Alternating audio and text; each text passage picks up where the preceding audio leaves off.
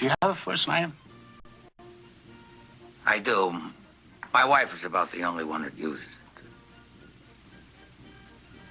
Well, we have similar jobs in a way. I wear a uniform, you wear a... I suppose you could call that a uniform.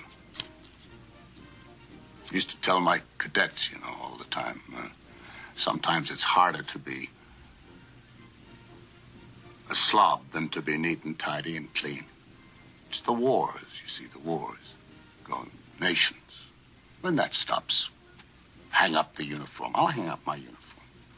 I'll go and take care of my backyard. I got some roses. White roses. And I suppose that when people stop abusing each other, you'll hang up your uniform.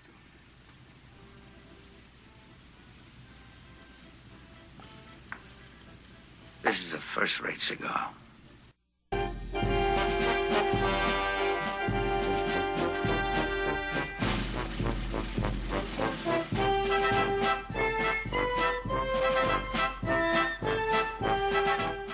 Good evening, Columbo's fans. Welcome to the next episode of the Columbo Confab podcast. This is Sean. And Steve. And today, we are going to be looking for socks and talking about By Dawn's Early Light from 1974, starring Patrick McGoohan as a murderous Colonel Rumford. I know, shocker. Yeah, Patrick McGoohan is playing the killer in this episode. Well, okay, so this is... I want to read for the folks what the DVD says that this is about, because this is turning out to be my favorite thing ever doing this. Okay, really? I didn't read the description of it. I'm sure it's great, though. I'm sure it's very accurate and to the point. Columbo must outmaneuver a colonel when he investigates a murder that occurred on the site of a historic military academy. Okay, so far so good. Okay, yeah. Let's say this is a historical military academy. Yeah. Okay. And he quickly go ahead. Hayes's Academy is historic. Haynes is yeah. Oh, is it Haynes? I thought it was Hayes's. Sorry. He quickly discovers that the place has a well-earned reputation for secrecy and structure, and that some people would rather use corporal punishment than see the school go co-ed. That's not what this is about at all. Well, that's a part of the episode. I mean, it's... Well, it doesn't have a well-earned reputation for secrecy and structure. Yeah. The guy is... we'll talk about this a little more, I guess. Yeah, so Patrick McGoohan. I just want to say, this is, I believe, is our last Patrick McGoohan episode. Yeah, it's sad. Yeah. I really enjoy Patrick McGoohan. And it's funny, I was watching... There's a YouTube channel. We bring it up all the time. I can't think of the name at this point. But we'll do a lot of quick scenes from different episodes of Columbo. And I was watching one that dedicated to McGoohan. And he just really was a great actor. Every character he did was different. Mm-hmm. Absolutely. And that's what I really love about him. Maybe a little less so in the 90s, but I was watching Columbo for a while before I really started learning who these people were, and it never dawned on me that this was the same guy that was in Identity Crisis and those two from the 90s. I thought it was for the long. I could have sworn the first time I saw this, it was on TV. And the guy during the credits of whatever show was before this, I could have sworn he said, this is Richard Attenborough plays a colonel who's both. So I thought it was Richard Attenborough the first couple times I saw it. And then I started getting into this, and I realized, oh shit, it's Patrick McGoohan. And this is the only episode that he's in that he also does not direct. Which is interesting, because this is probably the one that's the best directed out of the four that he's in. Well, and I just want to say this is also, Patrick McGoohan has a certain tone of speech. Mm-hmm. While he still carries this over as Colonel Rumford, it's not as much. No. Too. He has a very good American accent. And He does slip every so often, which I enjoy his speech pattern, quite honestly. But I thought this was the least Patrick McGoohan character out of all of them. Yeah, and he won an Emmy for this, by the way. Did he now? Yeah, there are 2 murderers that have won Emmys, and that's him and Faye Dunaway for It's All in the Game. And, of course, Peter Falk won, 3. So, that's saying something right there, I guess. Wow. I don't know who he was up against, but, whatever. So, the episode starts with aforementioned Patrick McGoohan as Colonel Rumford. We see him taking apart an artillery shell. Mm-hmm. Not sure what's going on, but it's very, what's the word I'm looking for? Clinical, precise. Yeah. Relaxing, AMSR-inducing. Maybe, yes, I guess I could see that. But what he's doing is he's taking out, I guess, the gunpowder? Yeah. Out of the shell, and he's placing C4 in it, so it'll explode. Uh-huh. I thought it would explode with gunpowder, but I guess that's not true. That's what I was going to ask you. So, why take out the gunpowder? What would that have done? I just don't. I guess it would not have made it explode. It probably would have exploded, but not as much as he needed it to. Oh, you know what? I bet you, because obviously we're not gun or artillery people, that we can explain this. But I think the gunpowder was probably what fires the shell out of the cannon. So that would prevent it from being ejected outside of the cannon. Of course, we talk later. He stuffs, but I think that's what gunpowder does. I think that is probably, whereas just C4 explosives just make it explode. Okay, interesting. And I thought of when he was playing with the putty, put it inside the shell.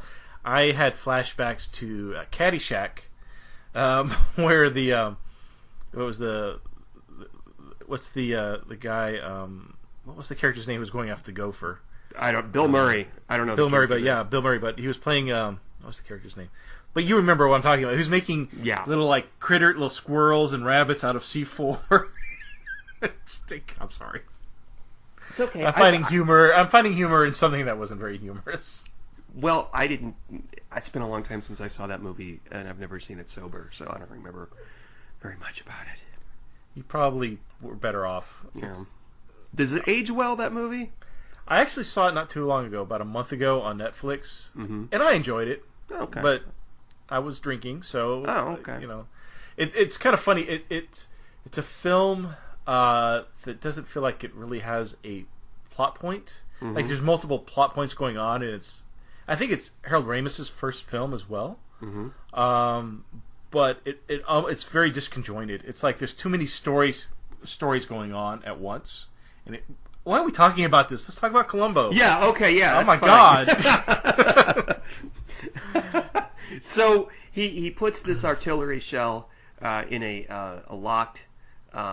Is it a foot locker? I don't know what it's a case, and then he goes out very early in the morning in the dawn. By dawn's early light. Yeah, yes. by dawn's early light, and stuffs a rag down the down into the mouth cannon. of the cannon, not the mouth of the cannon, the barrel of the cannon. Barrel, yeah. Okay. Voila. All right. So he turns out that it's Founders Day at the military academy. Oh, and we should mention that he also stops. And he saw something that the first time they showed it, I didn't know what the hell it was. I'm like, what? I know what this is supposed to be, but it doesn't look like it. It's a jug of cider that's hanging out of one of the cadets' windows. Okay, because yeah, I don't know why they don't make toilet wine. Be so much. Yeah. So I don't know why they hang it out the window. I don't either. I was going to ask you because in our previous podcast. Joking aside, we actually do discuss toilet wine for some reason.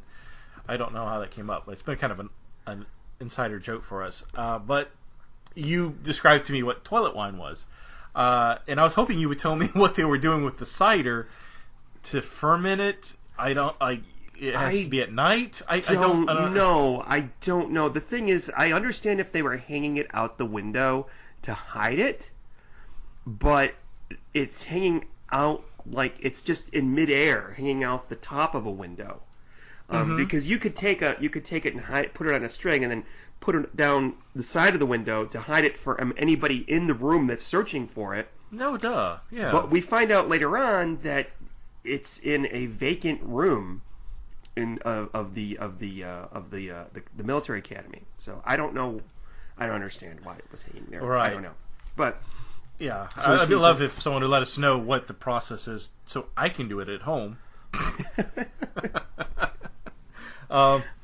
Anyways, so Colonel Rumford, sabotages the cannon early in the morning before anybody's up, and that's when he notices this, which will be a clue. And I know, Sean, you love clues. I love clues. Yes. So this is going to be an incriminating thing against the colonel later, and I think it's important. He then goes back to bed. By the way. Oh yeah, well sure, and I like that he's woken up by his bottle boy. Is that the right? His boodle boy. Boodle boy. Thank you, bottle boodle. But he was boodle boy, and his name is Miller, Jonathan B. Miller. I like it. Like the way McGoohan plays this character is he's such a. Oh, I think we've all either had a boss or a teacher or somebody who's in charge like this, who's just by the book and just an anal retentive MFer. Yeah.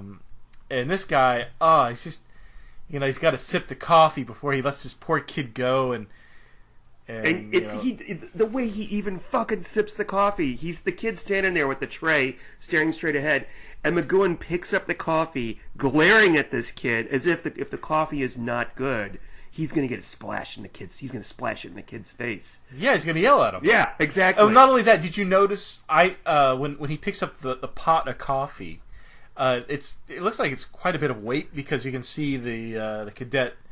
It bounces his, it goes up a little because he's got the weight removed. So he's holding that thing of coffee still at attention, and it's got to weigh at least a couple of pounds. And I'm thinking, dear Lord, like, what do you have to do to get that honor? What kind of punishment is that? Yeah, exactly. But yeah, so you do learn that Colonel Rumford is a bit of a douche. He likes to issue out punishment. Not somebody you want to be around at all. But there's another person. There's another person that we don't want to be around that shows up shortly. The colonel goes. Don't talk about Miss Brady. I mean, she's nice. She was nice. She has a very beautiful filing system. The colonel's secretary is Miss Brady. He goes to his office, and since it's Founders Day, Mr. William Haynes is going to be there. Mr. William Haynes is the grandson of the man who founded this academy, I guess. Yeah, it's implied that he drove all the way from I don't remember where, someplace not close by, and he's in advertising. He is not in the military like his father and grandfather before him, we assume. And I didn't get that it was in advertising. That's interesting. Okay. Yeah, because Rumford says you're like you shell he said plastic in your plastic world of advertising, and it is people like you, William, that made this country a moral junkyard. Yes. So basically we know as soon as this guy walks on screen, he's going to die in the next 10 to 15 minutes. Actually, it doesn't take him that long to die. It's a quick one. And he intends to take the academy. He's presumably, I guess, the owner, or he's on the board of the chairman. Something, yeah. He has some influence. But he wants to turn attendance is down. I think what he said, like 6,000. It can hold the academy can hold 6,000 boys, 6,000 boys, but there's only like 1,100. And they've lowered the standards of acceptance, and still there's not enough people coming in. So he wants to change the academy into a co-ed junior college, right? Because you think, that'll bring in more money. I still have to say though, this academy is still much better than the one that we saw in that '90s episode. Remember that one, Grand Deceptions, where it was just Grand basically Deception, yeah. So I was going to bring that up later, but since you brought it up now, so do you think? I mean, the result is the school is eventually going to get closed. Yeah. don't have to think too far ahead. Obviously, Patrick McGoohan's character gets caught, so the school closes. So, are you familiar with the term butterfly effect? Yes. Okay, so that basically means a butterfly off the plains in, I don't know, somewhere in South America will cause a windstorm, off the coast of, I don't know, Texas or something like that. It's just a little minor movements from one thing. It's exaggerated later down. So, do you think the butterfly effect here is that the academy closes down, and that ends up opening the first foundation training school, which is the name from The Great Deception, and that Colonel Frank Braley comes into power, ends up, killing that one sergeant person. Do you think that's all because of this episode? This is the accumulation of that effect? Yes. Because if the academy didn't close down, there would have never have been this school, because it would have been probably the premier academy for military. Yeah, it doesn't look like that bad of a school, actually. It looks like it's a really good military academy. Not that I don't know anything about military academies, but it was filmed, fun fact, not in L.A. or in California, but in South Carolina at a place called the Citadel. So in your theory, they would, once the academy closes down, they raise it to the ground, and then they build whatever it is that they have in Grand Deceptions. Oh, and there's a think tank nearby, too. Right. So, I don't know, just speculation. I was going to save it for later, but all right, there you go. William wants to close it, open up a co-ed junior college, but this whole time you get the impression, I think it's not the impression, it's specifically pointed out to us that Colonel Rumford and William do not get along at all. No, differing opinions on how to run the school. One does not like the other for personal reasons. He says to Rumford at one time, nobody wants to play soldier anymore, which is a line that Rumford uses later on with Columbo, which I found interesting. Nice little touch there. And also McGoohan does this thing when he's arguing with Haynes, and he walks out of the room towards the secretary. He turns his back on him, and as he's walking out the room, he sniffs. Because William says, "What? You don't have an answer to that?" Because he's insulting him. He just does a little sniff. Yeah, I can't say fuck you, so I'm just gonna sniff like this. Well, and the thing is that Colonel Rumford is a really intelligent person in this. He's actually playing William. Mm-hmm. He knows what's going to get him to respond a certain way, so he uses that. Even has a file, we found out later, on William about how he's so argumentative that it's predictable, and that you can use that against him. And he does this because what he wants William to, in front of the secretary, or within earshot of the secretary, say, "I demand I'm going to fire off the cannon. I want to do it." He's basically, like I said, Rumford is tricking him into saying that out loud, because obviously he's sabotaged the artillery earlier. He stuffed the cannon with a cloth. So he's setting it up, setting the murder up. So it would be at William's own hand. There is something I don't understand, though. He says that I've presided over these for the last 3 years, and I have no intention to change it now. But then later on, it was supposed to be Captain Loomis that was presiding over it. But then later on, Rumford tells Columbo that he's the one that would normally fire the cannon. Oh, I don't understand. So is it? I don't understand. But anyway, so let's say that Haynes did not insist on firing the cannon. Does that mean that Loomis would have done it, or would it have been Rumford? I don't know. Well, no, they play it off that was Rumford because Columbo plays that as saying, "Oh, sir, someone was trying to kill you." Because you only do it 3 times a year, so obviously they, were expecting you to fire the cannon, not William. But and in what is a very well done and kind of creepy murder scene. Oh, watching from Watching from the background. Is that what you're gonna say? No. Oh yeah. Haynes walks up to there, and the music actually changes. We have the beating of drums, and then we have the music has this chord, boom, boom, that gets a little bit faster, like a heartbeat, as he's approaching the cannon. Not quite like a heartbeat, but it explodes, and we just get to see Colonel Rumford watching from the side. Who's more of a jerk here? Do you think Rumford or William? Because William, when he's got that suit on, that Herb Tarlick suit on. What's an Herb Tarlick? I can't know what that is. But he's got this ugly business suit on, smacking on a piece of gum and smoking at the same time. Yeah, just a really. Oh, he's worse. He just was a. You think he's worse? Who would you rather deal with? Oh, I'd rather deal with Rumford. Well, you know what? I mean, Haynes was a businessman, and he knew that he wanted to turn a profit, and he wasn't turning a profit with this place, so it had to be turned into a school, a regular school. But Rumford. I don't understand. Why did Rumford think killing him would change the board's? Did he think he had such an insight and a relationship with the board members that he could steer them away from doing the co-ed thing? That's a good question. I'm really glad that they didn't go into that, because it would have been some really boring padding.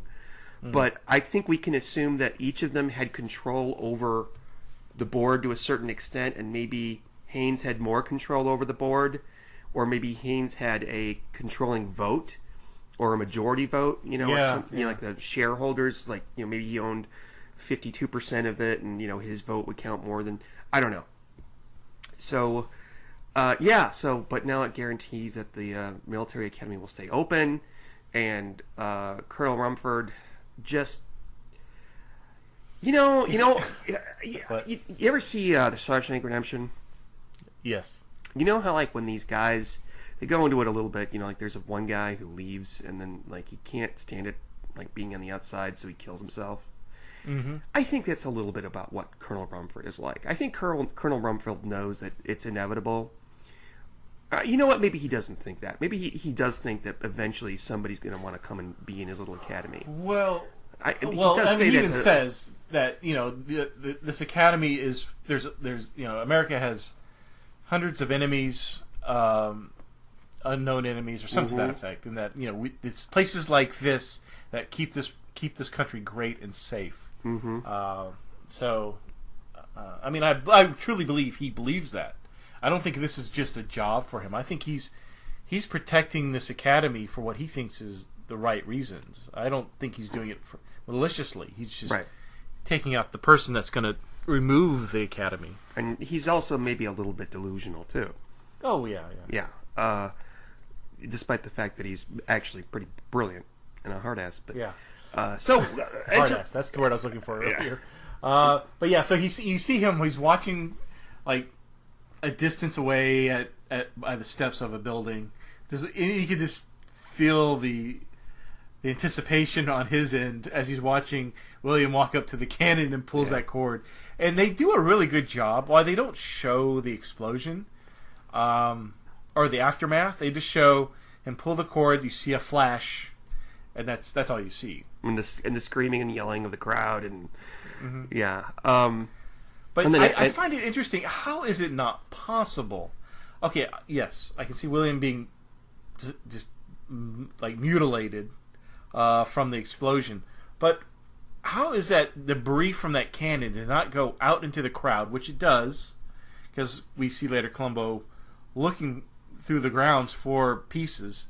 How does that not like hit somebody in the face, the shoulder? Pieces of metal, hot iron, get launched into the environment, into the what's the word I'm looking for? Into the gets crowd. Launched out into the crowd. How does no one else get maimed by this? Or maybe they just don't bring it up. I don't know. It's way out in the middle of a clearing. I think maybe some of the soldiers. I don't know. It's a very good question. I never thought of that. But I can see how it could kill him almost instantly, like an explosion like that. Did the trick. My problem, and I didn't even think about this until now, is that I think if he replaced the gunpowder with C4, isn't that a little obvious? Well, I guess he was hoping nobody as meticulous as Columbo would show up looking for a thing like that. I guess I don't know. I thought that would be like standard operating procedure, no matter who was investigating it. Anyway, but it's supposed to look like an accident. It's supposed to look like an accident anyway. They even bring that up. It was an old cannon from World War II. It was bound to happen eventually. They fired it off 3 times a day or something. It was bound to happen eventually, and this is unfortunately it happened. And I'm like, well, if that was the mode of thought, why would you even use an old antique cannon in the first place? Like, use it as a decorative lawn piece or something. I don't know. So, Columbo finds a dirty rag out on the lawn and in among the debris. Yeah. And in a rather, to me, almost humorous scene, this is done so well.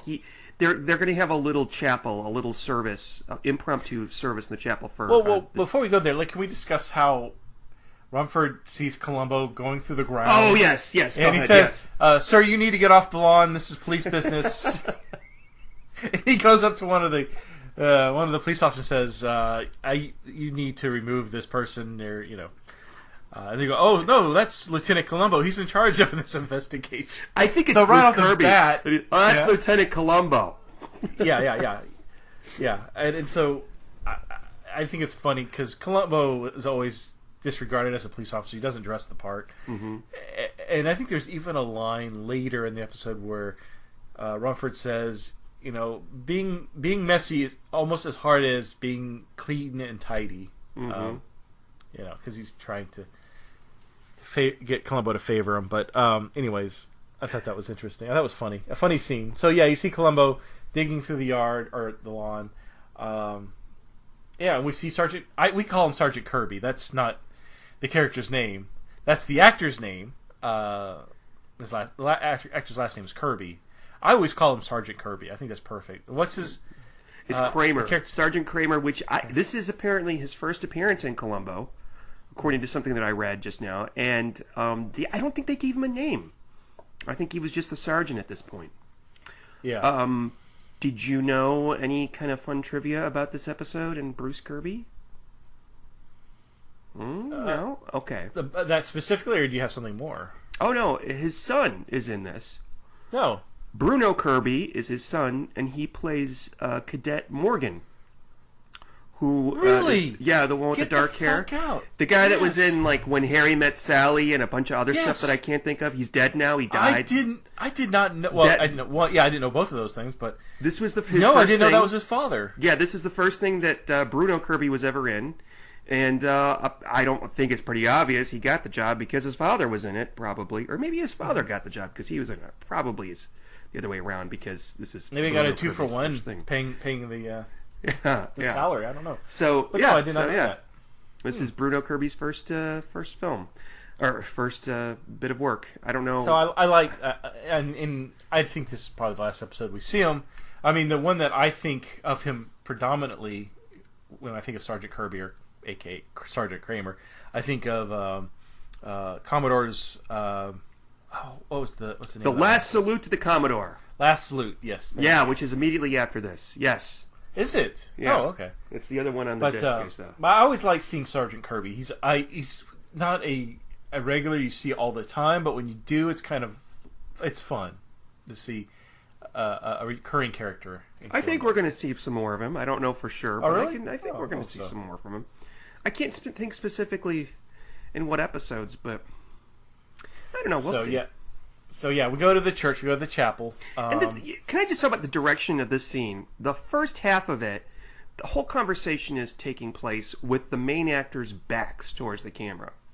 Rumford stays straightforward the whole time. Columbo at some point turns to his left so we get his profile, and then all the movement at that point is all the cadets coming in from the background to the foreground, and that's such an unusual shot to do it that way.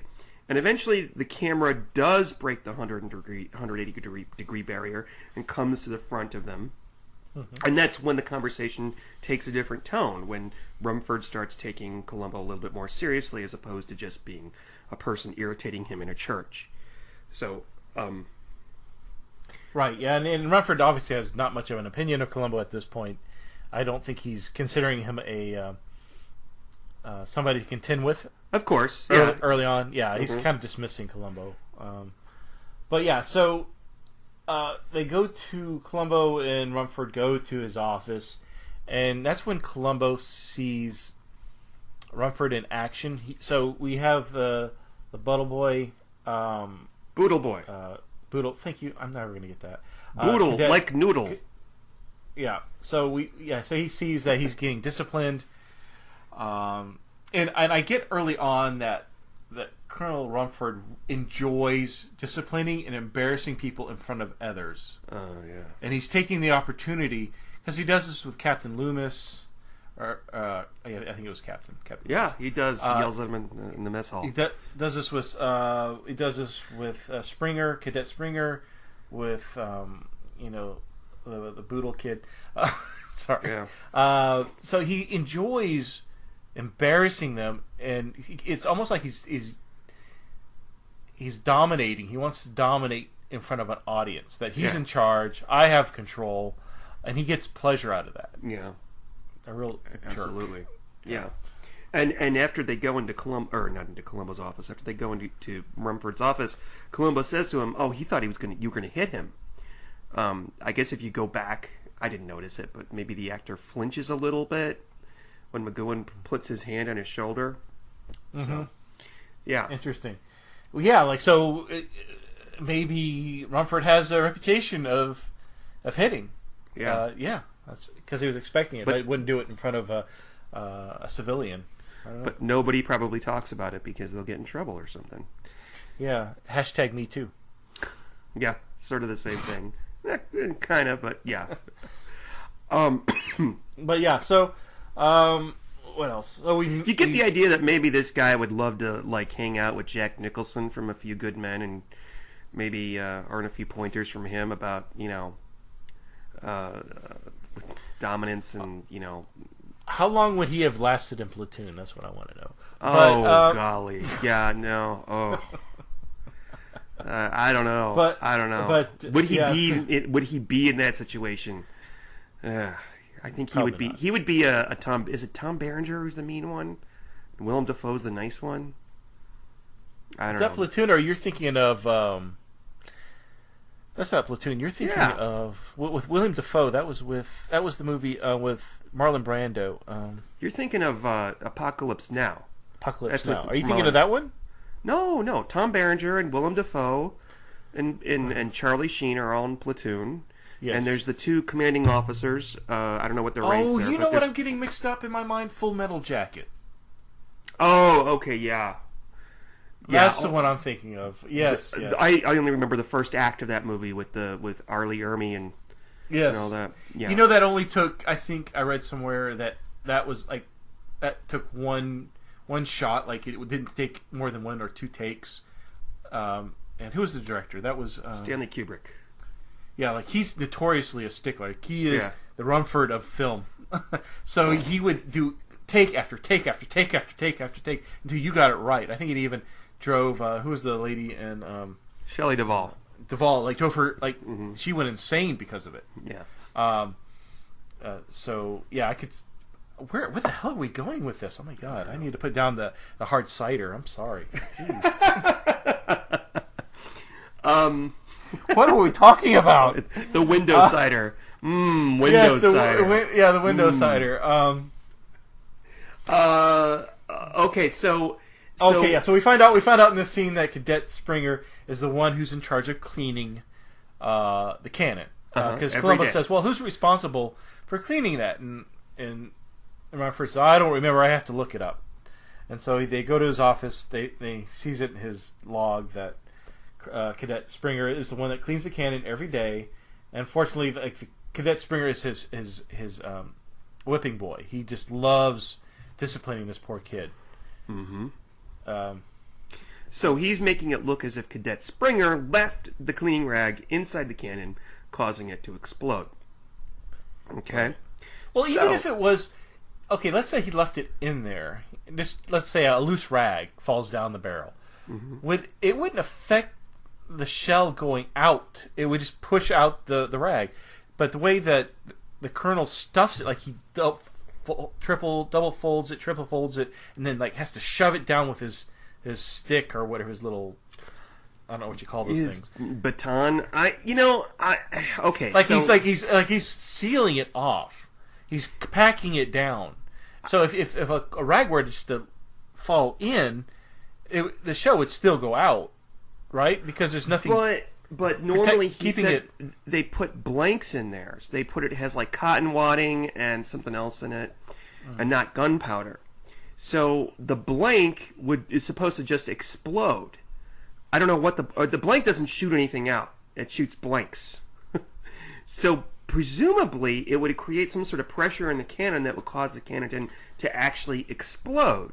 Right, the C4 to hit. And yeah, go off. Which I don't know why that wouldn't have occurred to anybody immediately. Like, if this was a blank, it shouldn't have exploded like that. But there's nobody that really suspects that it wasn't an accident. No one thinks it's foul play. Yeah, so it makes sense that that's not investigated until Columbo actually calls the ballistics guy at 3 o'clock in the morning later on in the episode. Right, that's funny. So, yeah. But Cadet Springer's like, this is not. I did not leave that rag in there. Like he identifies the rag almost immediately. He cleans the cannon every single night, but he did not leave it in there the night before. He's very adamant about that. Right. And he's positive he didn't do it. Now, have you ever been accused of making a mistake when you know you didn't do the mistake because you've done this thing so many times? It's like automatic for you. That's initially what I thought. Like, don't pick on. He's just unflappable. He's not acting like a guilty kid at all. He's obviously. Well, and I feel like the kid had more to say. That really bothered me. I think it obviously bothered Columbo. Columbo was hoping to get something out of Cadet Springer, saying, "Hey, what's your personal opinion on the colonel? What do you think?" And the kid would not say anything. He was. Yeah, they're terrified of him. They're afraid that if they say anything bad, it's going to come back to them. It's going to come back to the colonel, and then they'll get they'll have to scrub the courtyard with a toothbrush. God, could you imagine? Oh my God. I looked this actor up. The guy who plays Springer, his name is Mark Wheeler, and he has not been in a lot of things that I've seen, but he played Neil Armstrong in Apollo 13. Did he now? Do you ever see Apollo 13? Is that the one with Tom Hanks? Tom Hanks and Bill Paxton and Gary Sinise and Kevin Bacon. Yeah. And Neil Armstrong is in it for like maybe a minute. It's after the disaster occurs and everybody's at I can't remember, Buzz Aldrin. Is that who Tom Hanks plays? Anyway, they were all at his house, and somebody says to his mom, "Oh, she's this little old lady. Oh, this is Neil Armstrong and some other astronaut." And anyway, he did not look anything like him. Interesting. Even though that's 15 years later, it's Wow. Okay, so Sergeant Kirby does find William's personal effects, and he says, they go through the luggage. They say, your normal overnight stuff, and they find a plan of blueprints. Which they don't quite understand what it's for, or what it's referencing. And they say something that's interesting, and it didn't occur to me until we started recording tonight, that he says that his wife is coming to claim the body. Now, I thought, I have seen this episode before, and I thought, and maybe I'm thinking of another episode itself, but I thought the wife comes in and starts making a fuss about, the husband not, what happened to him. It was murder, trying to push Columbo into that. But I guess not. But you never see her. She gets brought up, but that's it. And that surprised me. I thought she would eventually show up and kind of point a finger at the colonel, but that never happened. I feel like there's an episode of Columbo where a wife shows up. There's the most crucial game where he kills Dean Stockwell in the swimming pool, and the wife shows up. Right. There's a Blueprint for Murder where we have Goldie, the ex-wife, who's like, "He's dead, I tell ya!" Because Goldie, yes. Bo Williamson he doesn't. I love Goldie. Hello, lover. That's exactly how she says it. Hello, lover. Smoky breath. Yeah. But there's something else in that is that they find a one-page blueprint in Haynes's trunk. And it's, Columbo points out it says page 3 of 3, and it's got a staple hole in the corner. But they never explain what happened to the other 2 pages, unless I'm not remembering. And why would he bring only 1 page out of 3? Yeah, I don't understand that. They don't mention anything more about that until later on. And I mean, they don't explain what happened to the other 2 pages, unless I missed something. Yeah. So Columbo. Yeah, it's so funny. It's Sergeant Kirby and the other officers want to leave. They had to travel out. Oh yeah. To get there. It's Sunday. They want to go home to be with their families. They don't want to be there. And they're like, "Well, where's Columbo?" And Kirby's like, "I don't know. He just wanders off and does his own thing." And so they see Columbo, and that's when Kirby tells them, "Hey, we found these artifacts. These like it's a video game." Yeah. Sorry. Found these personal effects of William. But as Columbo's like, okay, you guys can leave. He starts walking away, looking. Which, by the way, he cannot find himself around this campus. He is so confused by the layout of this campus. So he had to get a map from Mrs. Brady. But as soon as that blueprint comes out, Columbo's like, "What's that? What do you have there? What is that?" And so he picks up on that immediately, which I thought was funny. But yeah, Columbo cannot find his way around. As a matter of fact, it's a running joke that wherever he goes, someone says, "I'll meet you at the mess hall," or "I'll meet you at the barracks," or "I'll meet you at." He's like, "Where's that?" And he has to ask everybody as he's walking. He has to. And some of these kids won't even talk to them because they're not allowed to talk. Yeah. Not allowed to talk, sir. It's over there, sir. God. I don't think that's a normal he thing. kind of points. I don't know. Yeah. I don't know. I didn't go to military school. Did you? No. What'd you think? You seem like you're the type that got in trouble a lot, so you may have. So. I did think about going there for maybe when I was in 7th grade. My grandpa almost talked me into going, and I think life would have been a lot different for me if I had. But yeah. All right. So, my Columbo, cousin got to be the military guy. I'm sorry. Go ahead. What? So Columbo is looking for Cadet Springer to interview him. Interrogate sounds more harsh. He's just wanting to ask Springer a few questions. And of course, Springer doesn't really offer up anything. He's very, very hidden in his responses. And I really got the feeling that Springer was kind of your normal, everyday teenage punk kid. Mm-hmm. Like, he was just a little shit. I'm sure we all run into these kids at Hot Topic and other stores like that.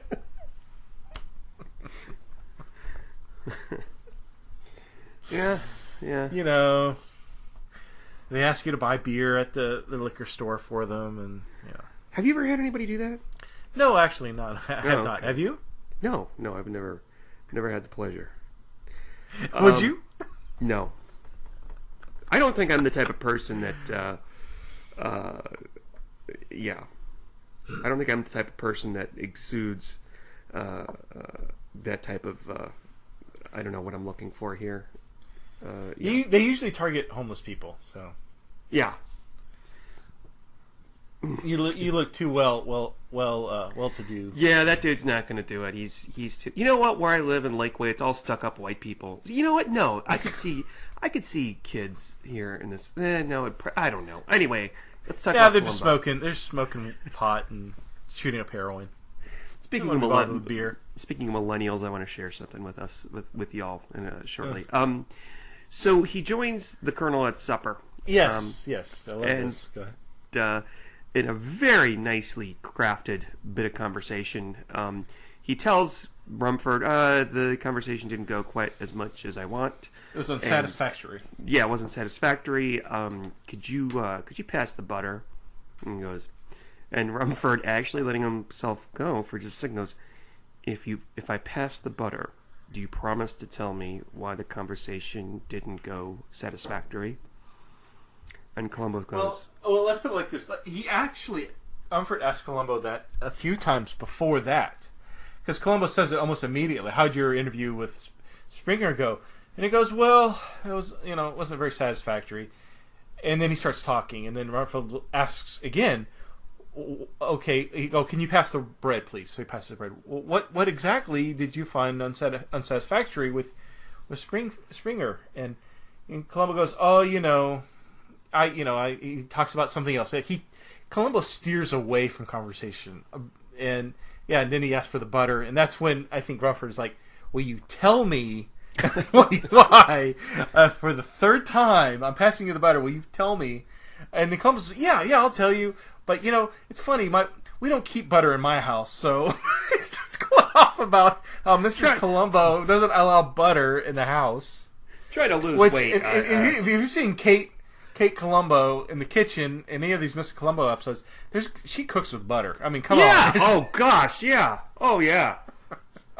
She's got to have butter on hand for those birthday parties for the kids with the creepy clown doll. Oh yeah, totally. She fucking bakes a lot. But yeah, Columbo does not. Which is bizarre to me. Columbo purposely brings up, which I think, in my mind, Columbo made the mistake of telling the Colonel that the interview was unsatisfactory. I think that came up. He didn't mean to say that, and then he tried to recoup and redirect. Otherwise, I don't understand why he started playing that game with the Colonel. Yeah. What do you think? Do you think the initial conversation was a mistake? He didn't mean to say that, because I don't know. I also think that the Colonel is now a suspect at this point. I don't think that he thinks the Colonel is the murderer, but the Colonel is acting suspiciously. Okay. Well, and that's the thing. We always say this at the end, but let's say it now. When did Columbo suspect him? I mean, obviously at this point, he's very suspicious of the Colonel. Because the Colonel assigned Springer to clean the cannon, and that's supposed to be like an honor duty, but Springer was like the black sheep on campus. So why would the Colonel do that? But I thought the Colonel's explanation was that certain kind of sometimes punishment works, sometimes giving them a positive responsibility works. Right. I thought his explanation was satisfactory. Yeah, but the way that he was being so evasive with him at the dinner table was very just Columbo murderer 101. So Columbo now thinks this guy knows more than he's telling. There's something going on here. Something's rotten in the state of Denmark. Or did I quote that right? I think so. I don't think that he knows for sure that it is the Colonel until he finds out that there was C4 explosive in the cannon. But I may be wrong. Who would have had access to that? I know the moment when he knows and the Colonel knows that he knows. And we're going to talk about that shortly, but go ahead. I'm sorry. Well, no, and so I don't. Yeah, I was trying to figure out when does Columbo suspect, and I couldn't pinpoint it in this episode. But I thought it was funny while Columbo starts asking the Colonel questions at the dinner table, and I guess at this point the Colonel feels uncomfortable, and he even says, "I'm going to retire early. I'm going to leave now." But before he does that, these kids are fooling around, and there's one that's juggling apples. Yes. And he goes, and so he's talking to Columbo, and all of a sudden he just barks out of nowhere, no warning. He says, "Attention!" He just yells at this kid juggling apples. Yeah, that was a nice touch. After this, they have a conversation where they leave the mess hall and they're walking down a sidewalk. And if you watch closely, you'll see that Columbo, they're obviously walking side by side, and Rumford is about to walk into a puddle. So rather than walk across the puddle or move around the puddle or step across the puddle, he tells Columbo to move over by just pointing in front of him, really strictly. And Columbo moves over, and then Rumford's able to go, sidestep past the puddle. I never noticed that before. I did notice that tonight. Yeah, and Columbo is trying at the same time to somehow get permission from Rumford. Rumford. It's not Rumsfeld. He's trying to get permission from him so that he can stay that was overnight. the VP who shot people in the face. No, that's Dick Cheney. Rumsfeld was the Secretary of Defense. Oh, right. Okay, Dick Cheney was the one. Okay, sorry. Okay, so Well, you never know. so I have evidence in this conversation that Mrs. Columbo exists. Okay, Because of the butter thing? No, not because of the butter, but the conversation after the mess hall when they're walking down the sidewalk. Okay. Okay, Go Columbo on. asks I'm listening. him. I'm listening. He asks him if he can stay overnight at the academy. Oh, first, out of nowhere, he says, "Have you got a barrack?" And then he stops that and he talks about something else.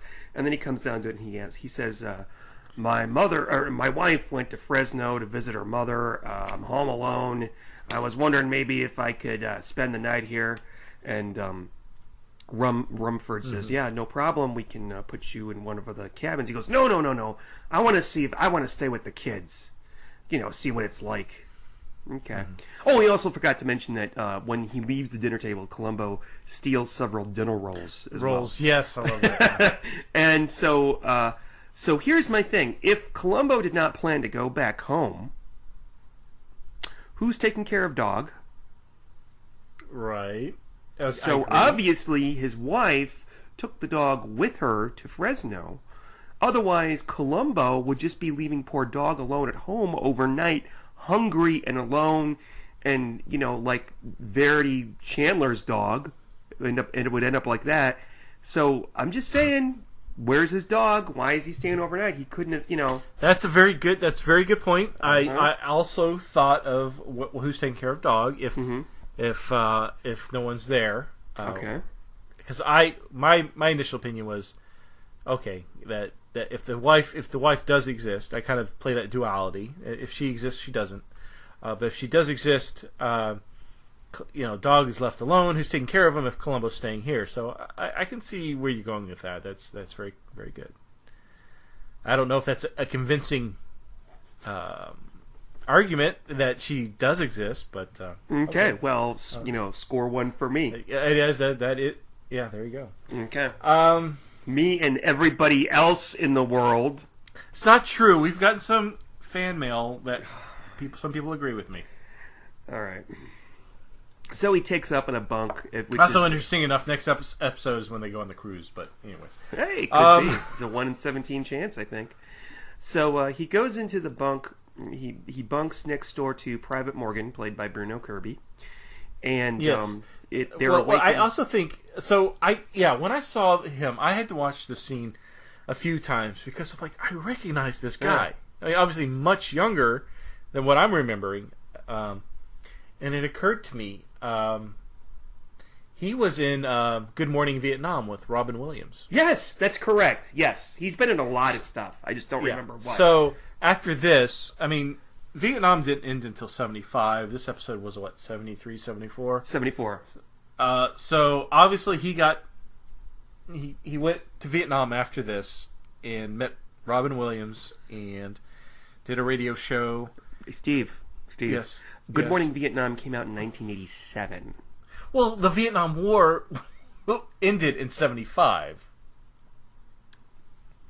So you could technically say the character from this movie was the same character in Good Morning Vietnam, except maybe a little bit older in a year. They say war ages you. So okay, so he aged 14 years in 1 year, and okay, all right, That's and then he dated Carrie Fisher, who introduced him to cocaine, causing him to die early, and then she, of course. What's the Carrie Fisher thing? Have you ever seen When Harry Met Sally? Yes. There's long time ago. Meg Ryan and Billy Crystal. Right. And then there's the beta couple, and that's the couple that is like trying to get them together, and that's this guy, Bruno Kirby and Carrie Fisher. Yeah. Huh. I don't think that Bruno Kirby died of cocaine. I think he just died of a heart attack at a young age. But yeah, I don't know. I liked him I was actually quite pleasantly surprised to see him in tonight's episode. I can't remember what the hell else he was in. I know he's been in a lot of stuff. He's been in a lot of stuff. Yeah. So they're awakened in the middle of the night because Colonel Rumford has told Captain Loomis about the elusive cider in the window, and they're going to be doing a search of all. Well, no, that's actually later. It is. So yes. So Columbo wakes up at 3 a.m. though, And he starts thinking of questions like, "Oh, you're absolutely right." He gets up at 3 a.m. and he eats some rolls. He pulls some rolls out of his jacket, his dirty, nasty pocket. And he calls the ballistics guy, I guess, and he calls the officer that was on the scene. And for the life of me, every time I watch this, I assumed that he was calling somebody that worked at the academy, but no, he's calling the policeman who was there on the scene of the crime. And he's like, why is it that people over in Westlake heard it? Why did people heard it all the way? And it's the first time. Yeah, the officer's like, they fire this thing off every day. Why is this the first time that people reported it? So. And he's like, well, Columbo had never exploded before. And then he hangs up with him. And then you see Columbo look at his notes, and it says Kennedy, I don't know, somebody Kennedy ballistics. And then he starts dialing the phone, and then it cuts. We don't actually see his conversation with Kennedy, the ballistics guy. But that is presumably what we find later on, is that Kennedy looked at the material and deduced that there was C4 explosive in it and not a blank or a regular artillery shell. I think it's funny. The next couple of scenes, we see Columbo kind of stumbling around procedure, terminology, things that's at this academy. But Columbo admits that he was actually in the Army. When he sees his where he's going to be sleeping, he's talking about, oh, when I was in the Army, we were all in this big room together. This would have been a dream if I had more privacy. You know, this room that you're putting me in is only 2 beds in a small room. So Columbo has experience in the military. He served in the Army. I don't know if it gets brought up again in any particular episode, I think it does. But don't. I was thinking that too, but Columbo plays. I don't know if he's playing stupid or what about procedure. So like when the colonel talks about at 2,200 hours, and Columbo's like, he's writing in his notes 2,200 hours. What's that in real time? Like, well, wait. But when he said 2,200 hours, didn't you have to do the math in your head to figure out what it was? Yes, every time. Yeah, I have to. Yeah. But and then what was another thing he had to ask about, like procedure-wise? That should be pretty common. I think one of the things was talking about the C4, the ballistics. Like Columbo had no idea what he was talking about, and I don't know if he was using that as a technique to get Rumford to underestimate him and to pull information out of Rumford, or if he legitimately just didn't know. Do you think Columbo was kind of playing a fool? I think he was playing the fool. Okay. I think he was playing the fool. And I know the scene that you're talking about because it's a very cool scene. It's a very important scene. But there's a couple other things that happen before that, though. If I can, as you would say, rewind a little bit. When he wakes up in the morning, he's getting ready I went to ask you. When he mentions that when he was in the Army, they lived in barracks that were, 50 men to a room or whatever, like we normally see in Army movies. Like Biloxi Blues, yeah. And I swear to God, I was thinking that too. But I assumed you wouldn't know what it was. Okay. But, okay, very good. But there's a lot of other movies. I think Full Metal Jacket, too. Full Metal Jacket, yes. Now that I'm like... Was Columbo the one getting pelted with bars of soap and pillowcases? No, that's A Few Good Men. That's a Code Red. They don't show, yeah. Anyway, was that... Who's in A Few Good Men? Who's that? Jack Nicholson, Tom Cruise, Demi Moore, Kevin Bacon... the guy that what does was the really one about good... with the Navy? He had the tattoos on his arm. That didn't really narrow it down for me. There, you gotta. Yeah. Who's that actor? I'm horrible with actor names. Under Siege. The guy that was under Pretty in Pink. Who was the actor? Who's that actor? I don't know. Pretty in Pink. Come on, everybody know. Oh God damn it! I don't remember that movie very well. I don't know that. Pretty in Pink? Andrew McCarthy. Andrew McCarthy. Maybe. No. Molly Ringwald. Oh, screw it. Let's keep moving. The people are gonna. No, we have to look it up because people. If I don't look it up Not right Pretty now. in Pink. It was the one with the prostitute and the rich guy. It was a Disney film. Oh my good God! Pretty in Pink. That's Pretty Woman. Pretty Woman. Jesus Christ. Who was that? Who was in Pretty Woman? That's Richard Gere. Who's the actor? Richard Gere. Richard Gere. There's a movie with Richard Gere. An officer and a gentleman. Yes, that's it. Officer and gentleman. Jesus Christ. We're going to get there eventually, ladies and gentlemen. It's like interpreting for like...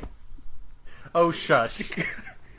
Yeah, see, I'm telling you, it's a cider. I'm telling you. when you say these things and like we don't come up with an answer, what will happen then is Well, as if it's not my notes and I'm free. I'm I understand freestyling that. here. I'm getting lost. But if we don't come up with the answer while we're here recording, 3 months from now, when this episode is actually released, someone's going to tweet me and say, "Oh, that was Richard Gere," and I'm going to be like, "What the fuck? What? What was Richard Gere?" And I've got to tell I have to apologize to folks. You got something from got some feedback and you shared it with me about a week ago, and we have no idea what they're referencing. Yeah, okay, I'll read it now. I'll read it now since this is this is not what we would usually do.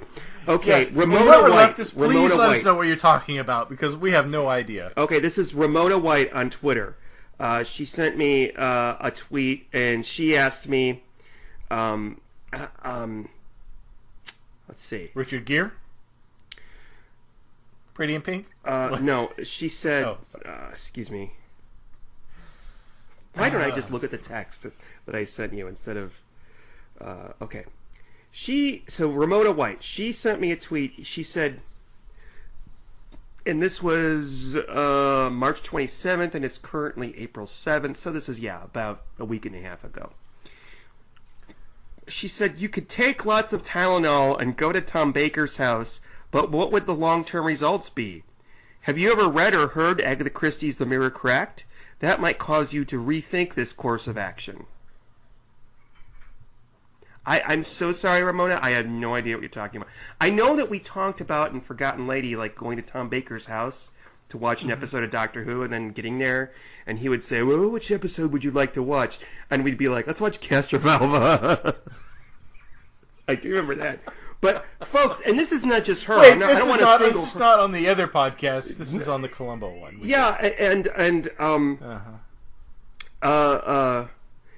This is not just her. I just have to say, there's people that just say things to me on Twitter, and sometimes I'll be drunk, or I'll be at work, or I'll be doing something, all of a sudden I get this thing, and I don't know what you're talking about. Like, I have to really think about what they're talking about.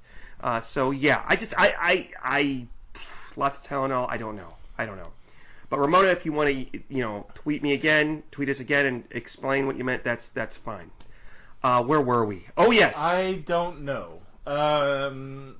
Okay, yeah. So Columbo wakes up early in the morning. Someone slaps him on the ass. Get up, cadet. Get with the program. Yeah.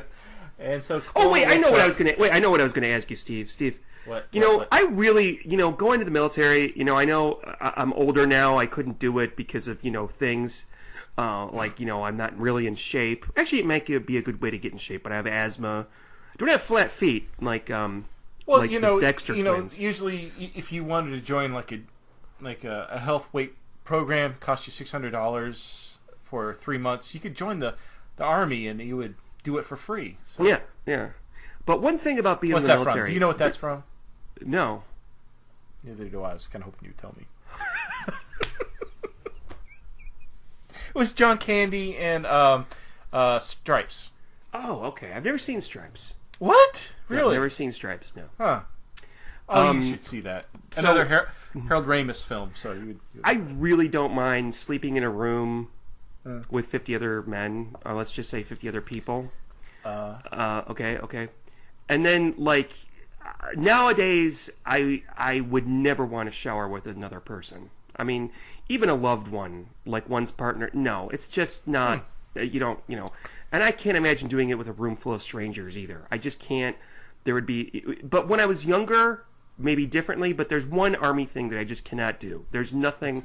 I mean, I don't care about the crawling in the mud. I don't care about getting an asthma attack from having... I don't care about being yelled at by Arlie Ermy or Colonel Rumford or something. But what I'm talking about is the exposed toilets. I could never, in my life. Oh, yes. Take a crap. Oh, no, we've had out this in the conversation before on the other podcast. Let's go ahead and bring it forward. When I'm at work and I'm using the toilet, not the urinal,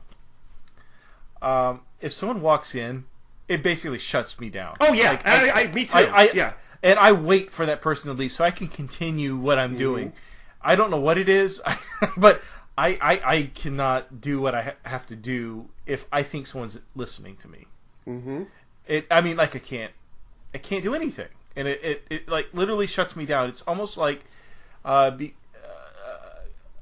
if I was like a porn star that all of a sudden couldn't get it hard because everybody was staring. Yeah. I mean, I could not perform. I just cannot perform. And there's one guy in my office building who brushes his teeth. Mm-hmm. And one time he came in there while I was doing that, and it's like, fucking brush your teeth at home like everybody else. Anyway, I'm sorry. That and there's always that. There are, I think, two guys. Out of all the jobs, there's always at least one of these that seems to hide out in one of the stalls. Like, they don't do anything. Like, they'll be sitting in there. When you get there, I'm doing my thing and I leave, and they're still sitting there, but you don't hear any sounds, nothing. I think there are people that hide in the bathroom stalls. To get away from their work? I think so. And wherever I go, there's always that one person. I think there's two of them where I'm working currently. There's that hide in the men's stalls. They just sit there. And they're not doing anything. I think they're just sitting there. That's gross. That's rude and gross and inappropriate. Right. And if I can beat you, by the way, I'm not the quickest person in a stall. So if I beat you, there's something wrong with you, because I have a problem already, obviously, with people being near me. But the fact that I can finish my thing before you is there's something wrong. There's something that stinks in Denmark, or whatever you said earlier. Yeah. Some rotten. Okay, so back to Columbo. Yeah, back to Columbo. This podcast is going to be longer than the actual episode. I think we're about Yeah. Instead of coffee talk, we had toilet talk. Yeah, that's exactly right. We should do that every episode. Yeah, talk about toilet talk. Yeah, well, okay, we'll have our toilet time. And now it's time for toilet time. Toilet talk. Toilet talk. Did you know that coffee makes you poo? Yeah, I did know that. And you know, if you really want to poo even more, you have a cigarette with your coffee, and that'll. No, I did not. Anyway, you know, I had the best BMs after drinking the night before.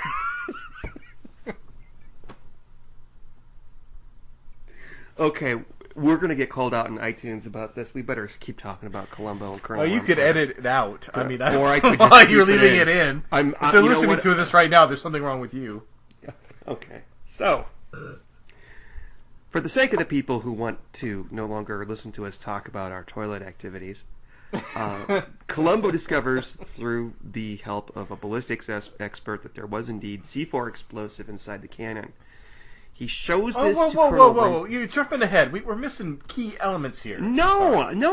Okay. Okay. All right. So, yeah, Columbo gets up early after phone calling everybody at 3 a.m. the night before, or the morning before. He runs into Cadet Morgan, who's brushing his teeth. He's getting ready. No, this is later. Oh, no, you're right. You're absolutely right. Keep on Of course going. I'm right. Yes. And he says, "Oh, I noticed that you have a ring around your chain, and Cadet Springer has that as well. What is that? Does that mean something?" He goes, "Oh, we have girls in the there's in the next town over. There's a girls' college, and that's where our girls go, and they give us their rings, and we wear them." And then Columbo goes into his story about Teresa. And he goes, "Oh yeah, I just remembered in high school we had something similar. I had this ID bracelet, and I gave it to Teresa, the girl I had, was fond of, and I met her 8 years later, and she said, you know what? She still has the bracelet." And then there's this pause. Yeah, well, and Cadet Morgan's just staring at him like he's got lobsters growing out of his ears, and he says, and Columbo says, "Well, it made me happy." Or what he said, I was pleased. something like that. I was pleased. Like, that was it. And just, like, it didn't go anywhere. Morgan says, "Oh, you know what? I gotta go. I'll see you about those socks, Lieutenant. See you later. Bye-bye." And then that's when Columbo's looking for socks, right. And that's when... Columbo can wear the same underwear and the same suit and all that from the day before, but he's got to have clean socks. Did you notice in that scene in the bathroom he wore his raincoat into the bathroom? Like a bathrobe? Like Did he? Had his shirt, no, I don't remember. His shirt I and believe his it. boxer briefs... Not boxer briefs, but his boxers on, and then he had the raincoat over it like it was a bathrobe. Anyway... So he notices that there's this dark dust on the rim of one of the sinks. Yeah, I couldn't figure out what that was going to lead to. I couldn't remember. But yeah, that does come up later. I thought that may have been the gunpowder from the at the very beginning of the episode. But so it seems that there's some... Yeah, normally a very clean environment. I mean, Rumford has kids cleaning with their toothbrushes on the floor outside. That was unusual. Sorry. So, no, that's fine. That's when he tells Rumford about the C4 explosive, and Rumford, has a very strange reaction. Takes the note from Columbo, turns around, walks away, and just he doesn't really have much of a reaction at all. And then that's when Columbo says, "Well, sir, if you're the one that normally would detonate or would shoot the gun, perhaps somebody was trying to kill you." And Rumford's kind of like, "Oh, no, that's whatever." I think that's when Columbo posits that opinion. But I think this all comes down to a scene in Rumford's office. Oh, I'm sorry. There's one horrible thing that Rumford does that's just so fucking sadistic. He's got Springer cleaning the courtyard with his toothbrush. Hopefully not with his toothbrush, but with a toothbrush. Right. And Rumford goes up to him and he says, "By the way, it turns out that Haynes was murdered, so you may be up for a murder charge." And then walks away, and then we see Springer run off. And that's because Springer ran off to see his... we'll talk about where he went in a moment. But right. Columbo learns about this because obviously Rumford is, setting Springer up as his possible suspect for a murder. Right. And you definitely learn that Rumford plays people to their weaknesses. He's such a fucking asshole. He's highly intelligent. He realizes what your weaknesses are, and I think he even tries to do that on Columbo. But yeah, he figures what will work on Springer will make him run away, and basically make him seem guilty to the charge of murder. So Columbo knows where Springer went because he knows that Springer was wearing one of those rings from the Valley Stream Girls' School down the road.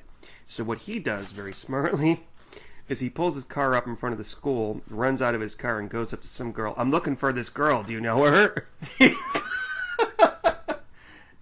I love this scene because there's no way if they were to remake this series, they could not do this scene today. Yeah, this is before Ted Bundy and all those other guys, got away with doing this kind of shit. But it's so bad that even this girl's kind of suspicious. "Are you sure you're from the police?" "Yeah, sure. Here's my badge." "Are you sure that's a real badge?"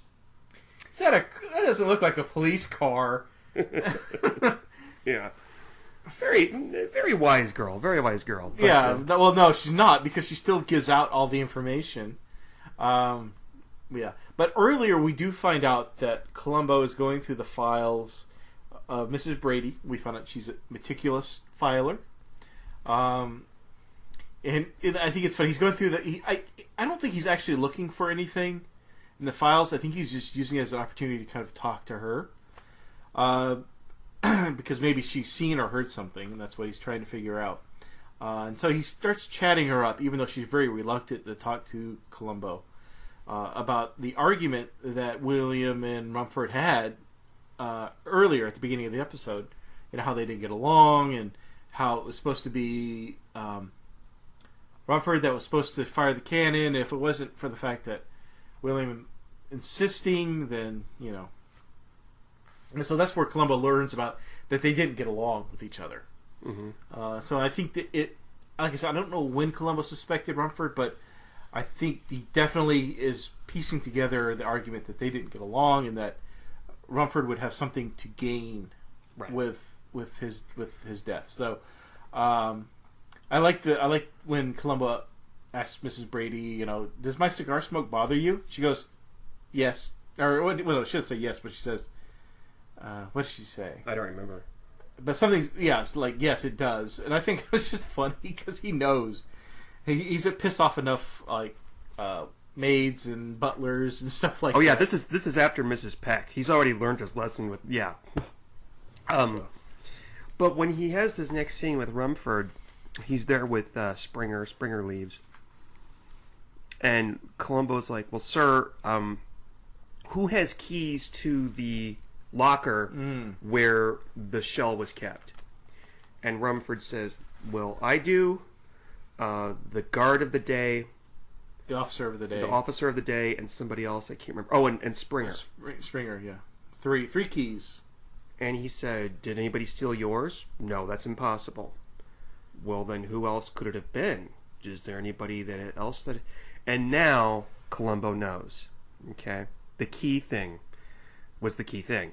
It was the key. So you think that was the clincher. Like, now that's it. And I think that's when I think he realizes it's Rumford. And it's pretty late in the game for Columbo to just finally clinch it. Like, you're it. But I think he does. This is when he realizes it. Well, like Rumford would say, logically, that would make sense. And I think that's what Columbo does. Logic is the battlefield of adulthood. Right. And and I think Columbo, Columbo's able to look at those facts and he's able to knock things away. We even see that at the end of the episode where he's talking time. Like, well, you couldn't have seen it the day before or the night before because... Right. So Columbo's able to kind of compartmentalize facts. And if something doesn't fit, he drops it, moves on to the next fact. Yeah. And that you see that in action in this episode. What the beauty of the scene, though, is Rumford's behind his desk. Columbo clinches it. You're the murderer. And almost at the same time, Rumford realizes that Columbo knows that he's the murderer. And then he says to Columbo as he's lighting a cigar, why don't you try one of quality? And then he asks... No, that's a great scene. I do want to get to that. So I think the reason this happens is, again, Rumford, he's a very intelligent man, and he's realizing he underestimated Columbo in that scene, and I think what he's doing is he's reevaluating and changing his strategy with Columbo. Instead of keeping Columbo at a distance, calling him he makes fun of Columbo by saying, justice will be done no matter how unjust, whatever, I forgot what he said, but he's making fun of Columbo, and he's talking about how messy Columbo is, and stuff like that, but now he's reevaluating that Columbo is on the same level as I am, and so now he's what am I trying to think of? He's complimenting, trying to be sympathetic. He's he's using empathy. It turns out he's like, oh, we're both the same. As soon as people stop hurting each other, you and I will be out of a job. But when I've got roses at home, well, if you got roses at home, dude, who's taking care of them? Because they're all dead right now. Because he asks what. But he changes his strategy with Columbo. Mm-hmm. Yeah, no, very intelligent. He's definitely. I wouldn't say Rumford was a bad military-minded person. I mean, obviously he thinks on the fly. I think it's just a really... he reassesses Columbo. Other than his insistence on, humiliating other people that are below him in front of others, I would say that he's, and the fact that he, killed a guy, I'd say that he's actually a pretty decent person. If I may say so. Probably, yeah. Well, he's doing what he thinks is right, but we're getting ahead of ourselves. So, one of the things Columbo cannot figure out is from these blueprints, he's finally able to kind of figure out what it's saying. He's seeing it has to do with a new gym, but he can't figure out where's the new gym? Why would William have these blueprints for a new gym, and so that's an ongoing thing. I think it's funny that at one point he's on the sidewalk trying to figure out. Oh, he's located the building, but he stops a military march or whatever. That was kind of humorous. Mm-hmm. Oh, shouldn't there be a door here? That type of thing. Yeah, and then something he also notices is that there's no urinals in this blueprint, and so that's a key that there's something quite not matching up. That this academy is probably not going to be around much longer, which might also be the reason for making Rumford the killer. But let's see, what else do I have in my notes here? Okay, so he does. Let's get to where Columbo finds Springer. So yeah, he talks to the girl. He's able to follow basic detective work. He's able to follow the girlfriend back and finds Springer. I don't know how you get Springer to come back though. We see him. Would you have returned, or would you say, I just give in, arrest me? I would have returned. I wouldn't have said. I'm sure he had a conversation with him where he said, "I don't think that you're not responsible for murder. In order for a murder to be committed, it has to be intentional. I just want to let you know also that there was C4 explosive inside the cannon. So regardless of whether or not you stuffed that rag down there, he would have died anyway. So you should return to the academy right now, and we're going to talk to Rumford alone." And we also found out that Springer is such a delinquent that he would leave the campus, and he got written up multiple times for leaving the academy at night, I guess, to go have a little fun, a romper room fun with his girlfriend. As you do when you're that age. I mean, geez. Yeah, sure. Yeah, sure. Yeah. So apparently he did it the night he was supposed to clean the cannon on Saturday for the founders ceremony. Oh, that's right. So yes, that's right. That's right. So there's no way he could have left the rag down there because the cannon would have been fired the night before. Yes. Fired off perfectly. So when he had to clean it that evening, he never did. So something happened. Somebody sabotaged the cannon. It had nothing to do with Springer. And that's it. I think that's that's the clincher. Not the clincher like the end of the episode, the gotcha clue, but I think that's when Columbo knows that it's Rumford. That he can prove that it wasn't. Right. Yeah. Columbo tells Rumford this. And another thing is that I love how Columbo plays mind games. And in this one, it's perfect when he's with Rumford after he dismisses Springer. He says something to the fact like, because the whole time he's playing off the fact that, oh, somebody was trying to kill the colonel, that you were the original target all along. And Colonel Rumford's like, no, I don't know anybody. I didn't have any enemies in the past from the previous war. Any spurned lovers or whatever. He didn't have any enemies. And Columbo's like, you're right. Let's keep it simple. Well, we're looking, why are we looking that it's one of the cadets, and two, why are we looking at someone's trying to kill you? Let's assume keep it basic. Someone was trying to kill William. And that's when Rumford changes his strategy with Columbo, because now it's turning like it's that who else would want to kill? Who would want to kill William? And well, Rumford would be the number one suspect in that situation. Yeah. And then we get to hear about uniforms and white roses and the rose garden. And we also find out that Columbo doesn't use a cigar cutter. I never knew about cigar cutters until I watched Columbo. This is the second one we watched. What's the one with Sheriff Denise? With Barry Corbin. Yeah. You use a cigar cutter, right? Only a civilized person will. Yeah. So. So we also find this whole conversation. Rumford tries to relate to Columbo to get him on his side, and he says, "What's your first name?" Columbo, he is the expert at avoiding questions. He says, "Oh well, my wife only uses it. That it's not important. Just keeps talking." He never acknowledges his first name. Did you notice that? Yeah, it's like... But funny enough, if you go on IMDb, Peter Falk as Frank Columbo. Well, I think it's been proven now that his badge said Frank, and I don't remember what episode it was. I think it's I don't 18 either. Black. Yeah. But or is it Philip? I don't remember. I don't even like to think of him having a name, having a first name. But it's like he doesn't want to. I'm going to say something really weird. It's like a sex worker who doesn't let you kiss him. What? A sex worker that doesn't let I you heard kiss you. them. I heard you. It's like, okay, I don't want to get too why close to you brought you. that analogy up. What You are a murderer. Uh-huh. You are a part of my job.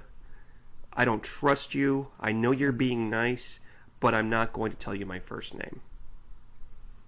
He says only my wife uses it. I think that's bullshit. I'm sure that folks back at the office use it, as you do. How do you know they don't? How do you know that about sex workers? Because of movies and shit. You ever hookers don't like Pretty Woman because Julia Roberts wouldn't kiss. I haven't seen Pretty Woman in like 5 years. I don't know. I haven't seen it in like ever. And I know that line. She says they don't kiss. They don't kiss. I don't kiss. She doesn't kiss. No. All right. Well, cool. A lot of them kiss. A lot of them don't. Really. And I think you have to be a returning customer. Ow. Why am I talking about this? Why do you know this? Yeah. The shit that I pick up from my friends and stuff. Okay. Your friends. So 3 a.m. There's a surprise inspection. Rumford is looking for that elusive cider that he saw hanging. Why is it hanging from a window? Please, somebody email us. Let us know how that works. Well, this is the thing. It was okay. Normally they keep it in the ceiling of the they the hide bathroom. it there, but at night they have to ferment it, which I don't know how that ferments it. I don't either. I don't know. There's no sunlight. I mean, this is not. I don't even. I don't know. I don't. Maybe somebody could tweet us or email us. And especially if you tweet, say in your episode about Dawn's Early Light, I wanted to let you know that you have to do this and that with cider. Okay. Because so is that basically apple juice? I mean, what are we talking about? It starts out as apple juice, and you add some yeast to it and shit, and then you make some. I don't know. We should do this sometime. We should make some homemade wine. Yes. I've got some. I've got some in the fridge right now. By the way, I forgot to mention. Some homemade wine. What? Yeah. My partner Tom went to meet some friends for some Thai friends of his because he's Thai, and the one lady made pineapple wine. She made it at home, and she gave it to him. She gave him a water bottle filled with it. Oh gosh! And it just looks bad. It looks like. Why wouldn't you just go to fucking Walmart and buy a $3 bottle of wine? Because people probably would be bad. Well, I tasted it. It tasted like pineapple, but I can't drink anything that looks like something that you would throw out if you worked at a hospital. Let's just put it that way. Oh. I could taste alcohol, I could taste pineapple, but it didn't taste like wine. And it's still sitting in there. And there's like sediment in the bottom of the bottle. Like it's like... I don't know. Anyway. So 3 a.m. there's an inspection going on. Rumford and Captain Loomis are determined to find this cider.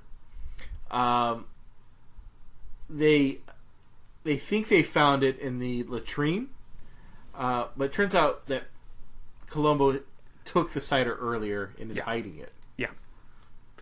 And afterwards, all the guys are getting together, like, "Hey, what's going on? Did you move it? What's going on?" And Columbo shows up. I moved it.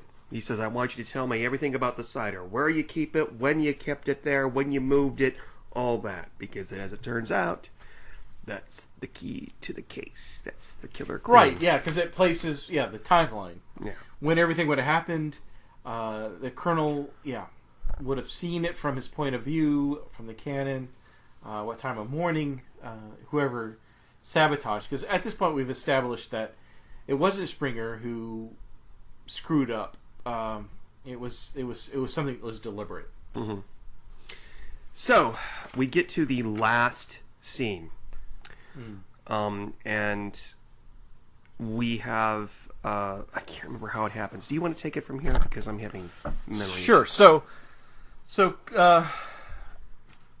Columbo tells Rumford that he's found. No, did Columbo say he found the cider? I don't think he found the cider, but this is what I don't remember. I don't know. I don't remember how we get from the scene in the bathroom to the last scene out in the field by the gun. Oh, I know. I remember. Okay, so no, they hang the cider back up in the window. Captain Loomis sees it, reports it to Rumford. That's right. Okay, yeah. And so they're all outside, and Rumford is yelling at Loomis, like, get everybody out on that floor, get them down here. And Columbo comes out and says, what's going on? And you find out later that Rumford had seen the cider before. But for him to have seen it, had to be between like 6:15 and 6:25 or something like that. And he wouldn't be able to see it only at a particular location behind the cannon. Right, standing right at the cannon, yeah. Right, because otherwise the trees would have covered it. The point being, Colonel, it wasn't the only night that they hung it out is Saturday night. So what were you doing standing out there between 6:15 and 6:20 on Sunday morning? Unless you It's interesting because all the cadets all respond at the same time. So it's not just one or two. It's all, 10 or 15 of them saying, yes, sir, would you, Columbo asks them as a group, would you have hung it out on Monday, Wednesday, or Friday, during the weekday? And no, they all say together. And then, so I think it's damning evidence that you have all these cadets saying the same thing in unison about when it would have been hung, when it was out, not knowing, what the repercussions were. So he's able to pin it down to Rumford that he was there at the cannon, doing something with the cannon. But yeah, so that's how he's able to pin it on Rumford. And I think it's interesting when Columbo's telling him this, like, only you could have done this. Rumford says, I would have, if I had to do it over, I would have done it again. I would have done the same thing. And Columbo almost has a look of disgust on his face. Did you notice that? Mm-hmm. Because usually, people, when they murder, it's a crime of passion. They don't mean maybe some circumstantial situations, but Rumford, he would have done it again. But I think in a way it was very honorable. He was trying to save the Academy. Yeah, it was, and he believed it was honorable, and he believed that he was doing the right thing. And I think. Yeah. So, we always ask at the end of these things, when did Columbo suspect? I think we already discussed that. But also, did they serve time? So, do you think Rumford would have served time for this crime? Yes. I don't think he did. Really? Why not? I think he went back to his room and shot himself. Oh, okay. No, you're absolutely right. Yes, you're absolutely right. He would have. I mean, if he hadn't, he would have served time. Because I can't think of any other reason why he wouldn't have seen the cider in the window, unless he was in that vacant room at some time during the night, and there's no explanation for that. Yeah. But I don't know if he would have been given the opportunity to go back to his room and shoot himself, because he says to Columbo, can I just dismiss my men? He dismisses the men, and then presumably Columbo cuffs him and takes him into the squad car. I think he would have said, I agree. One final moment. Yeah, I agree. I would have thought he said, I would like one final moment alone. And Columbo, being the empathetic guy he is, but like, sure, I'll give you 10 minutes. And that would have been it. I think he probably if this was killed himself. Yeah. There's a series of books I read by Rex Stout, and the detective is Nero Wolfe. And at the end of like 75% of these mysteries, the murderer always kills themselves. And it's always like he gives the murderer a chance to kill themselves before he turns them over to the police, because it's a private detective, and it's interesting. Anyway, but I agree. He would have killed himself. He would have shot himself. He would not have been able to be in prison under somebody else's command, so to speak. Well, and then the embarrassment. I think he would have. Yeah. I think it's interesting, though. I mean, throughout the whole episode, Rumford enjoyed barking out orders. I think he enjoyed embarrassing people under him, including Captain Loomis, the cadets. I mean, he did this all the time in front of Columbo. He'd be like, Columbo's like, "Oh, I'll leave you," and he goes, "No, stay here." And he starts yelling at Captain Loomis, or he starts yelling at a cadet. He's always telling Columbo, "Stay here," as he then begins to berate whoever, right? Mm-hmm. And so he gets his kicks. In my mind, this character gets his kicks out of that. But in the final scene, when he's ordering him, he's losing his mind. He's yelling at the Captain Loomis to get those cadets downstairs and onto the field, and talk about punishment with the cider. He tells the cadets to, I forget what the order he tells them, but Columbo says, "No, don't do what the colonel says. You do this." And Columbo is actively removing his chain of command, or his ability to command people, away from him. Yeah. And demoralizing him right before, because Columbo is now taken over. And he's telling those cadets what to do, and the cadets are listening to him. They're not listening to the colonel anymore. And for that brief second, and it pisses me off. Yeah. Mm-hmm. All right. So you ready to review? Let's review it after a word from our sponsor. After these messages, we'll be right back. A ranger never takes the easy way out. You're reaching deep inside you for things you've never known. Go! That's why getting into the Rangers is tough, and the training is tough.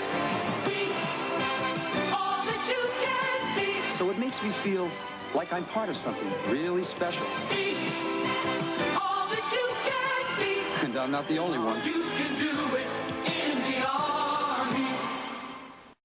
All right, Steve. I think that I went first last time, and so why don't you go first this time?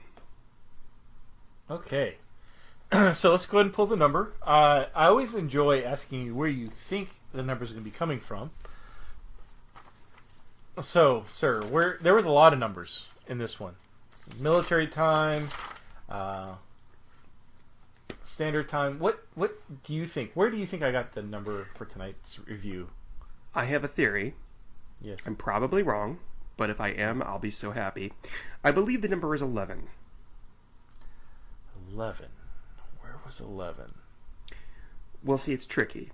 There was no 11 in the episode, as far as I can remember. But at one point, they were in the courtyard, and they were by barracks K. K is the 11th letter of the alphabet. Because it would be too obvious for it to be 2,200. It's not going to be 6,000 because you already mentioned that, or 1,100. Yeah. If I mention it in the episode, it's not. I mean, obviously, it was something I considered because I put it in my notes. Mm-hmm. But it could be. If I mention it during the podcast, it's not going to be the number I'm going to use. I'm going to say then. Okay, can I have 2 more guesses? Well, no. I mean, you could be right. You think it's 11? No. What is this final answer? Okay. Is it 11? No. Okay. Is it 8? No. Because that's how far away, 8 miles away, was the explosion heard. And it was also it was 8 miles away from the girls' school. Yes. Maybe I'm confusing. Maybe it's that. But is it 1,936? 1,000. What's that from? Because there's a thing in the chapel that says 1936, like it was built in 1936. No. Which, if by the way, if Haynes's grandfather founded it, assuming they built the chapel at the same time, that timing doesn't really line up. But whatever, that's fine. No. What is the number? Tell me the number. It's so outlandish. I knew you wouldn't catch this. I'm sorry. Yeah, I was snickering the whole time I hit the pause button and focused in on this. It does exist in the episode. But it's very brief and it's so minute. It's the license plate to Columbo's car. It's 44. His license plate is 044-APD. Yeah. So obviously can't score out of that, but I'm going to take the number 44. So what would you rate this episode 1 out of 44? And you did say I go first, so Yeah, you go will. first. Okay, well, let me take a little drink for my apple cider here. I really could not wait to see what you say, because we may have... I don't know if the next few minutes of this podcast are going to be a horrible argument, or if we'll just be really? in agreement. Wow. Because I'm going to explain something to you. Okay, but you please tell me what your thoughts are. Okay. I think I know what they are, but... So, I enjoyed this. I love Patrick McGoohan, and when he plays a character, I guess let me start as a reason why. When he plays a character, no matter who he plays, he's so convincing. I don't think I'm watching Patrick McGoohan play a character like let's say, for example, like William Shatner. William Shatner's playing himself. Mm-hmm. McGoohan plays the character. He becomes the character. And this is a great situation. I never felt for once, like when he's talking to the cadets, when he's barking out orders, when he's sitting at the table in front of those two orderlies, I don't think that this is an actor playing a colonel at a military academy. I truly believe that he is part of that military academy. I know there were a few actors that were placed in the academy here and there, but I think the majority of the boys we see in this episode are in that academy. They belong to that school. Yeah. But when McGoohan, like, he's seeing them do their what do they call it when they're getting ready on the field, when they're like doing arm's length away from each other, he's watching them and they're going through their... I don't know, if I was in the military, I would know these terms. I'm sorry, but I felt like they were doing their activities in front of an actual military colonel. He was somebody that... He was that character to me. I mean, there was not an actor. He was that person. He was perfect. That's what I'm trying to say. He becomes the character he's acting. And I almost wonder if he's a method actor. And if he is, I can totally see it. You totally took the words out of my mouth. I'm sorry, I'm not, but I don't mean to, but I wouldn't be surprised if he actually visited a military academy and like shadowed a commandant to get the part right. Mm-hmm. Yeah, no, he was... Like I said, I think those boys were probably thinking, "What an asshole!" Mm-hmm. When he's yelling at Captain Loomis has a look on his face like, "Oh Jesus, not again!" Like, what is this guy's problem? He's such a hard ass, and he's not an actor playing a hard ass. He is the character. I mean, I thoroughly believe it. I mean, Columbo Peter Falk to a certain degree is playing a character, and you can see it. But McGoohan is just brilliant.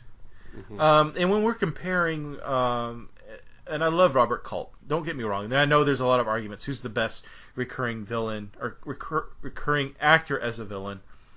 It's between McGoohan and Culp, and I love them both. I think they're both great, but really McGoohan is on just another level.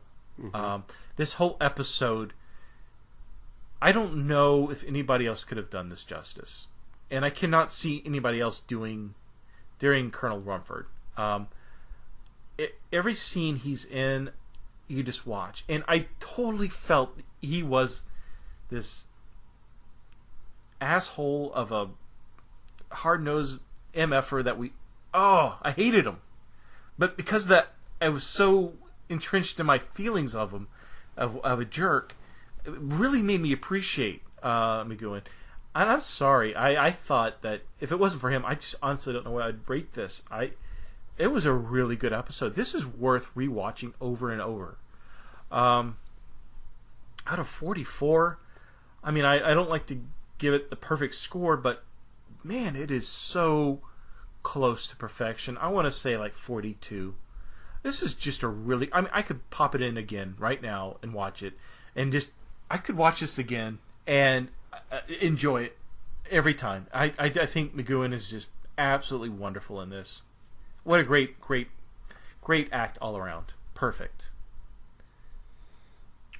Well, okay, so there's this fun fact about this book. I brought it up before, Columbo Under Glass. He actually rates the episodes 1 out of 10. He gives this one 10 out of 10 and lists them. This is the best rated episode in this guy's opinion, according to Mr. Sheldon Katz. And I'm going to give it a 42 out of 44, just like you did. I agree with everything that you said. I agree. I think that this... God damn, I should have fucking written down the name of the director, but this is finely directed. I mean, everything from the opening with the quiet, putting the... Oh, yeah, well, like you said, and the chapel. Yeah. You're right. The whole scene... Like when the service is dismissed, the chaos of all the kids running or leaving past the camera, they're coming at you, you get the feeling of not anxiety, but yeah, I was going to say it makes you a little bit anxious, just a little bit. Makes you anxious, but yeah, it's with the chaos of these kids leaving. Yeah, no, I thought it was really well done. I didn't pick up on it until you brought that scene up earlier. There's another scene where Columbo's looking at a map where he asks the guy about shouldn't there be a door there, and the guy's like, no, there's never been a door there, and then the guy dismisses the cadets that are behind him, and they all run around Columbo. So there's this shot of Columbo just stupefied looking at this map while all these kids like run around him, and it's just bizarre. It's like it's not that it doesn't belong, but it's just something like a really nice way of putting a lot of action both in the foreground and the background and different layers of action that I really enjoyed for basically a story that has people talking in rooms. I think that there was nothing. The only thing that I question is why the fuck did they put the cider out on Saturday night on that particular night and no other night? I don't understand that, and maybe that has something to do with how to create cider or how to make your own cider. Because there's no activity. Possibly. Saturday's kind of a weekend, so nobody's going to be out and about. I don't know. So on a Sunday, and it's in a vacant room. I do think that if the colonel didn't kill himself, he would go to jail. I think there's just too much evidence against him. Even if he did go to jail, he would have hung himself. I mean, he would have. Yeah. He would not have taken that embarrassment lightly. So it's a well-deserved Emmy by Patrick McGoohan. I think that the scene between Columbo and him in his office about in the last act or so was really good, where Rumford just breaks down and starts talking to Columbo about personal things, and you said that you think it's because he's intelligent and he's smart and he's trying to get to Columbo's level. I actually saw it differently. I saw him as realizing that this is the guy that's going to catch me, so I better just be comfortable. Would you have a cigar? I'm not sure. I think you're probably more right about it than I am, because I initially thought it was a sign of respect that he wants to know this lieutenant better now that he knows that the lieutenant is after him, that he's so intelligent that he can catch him.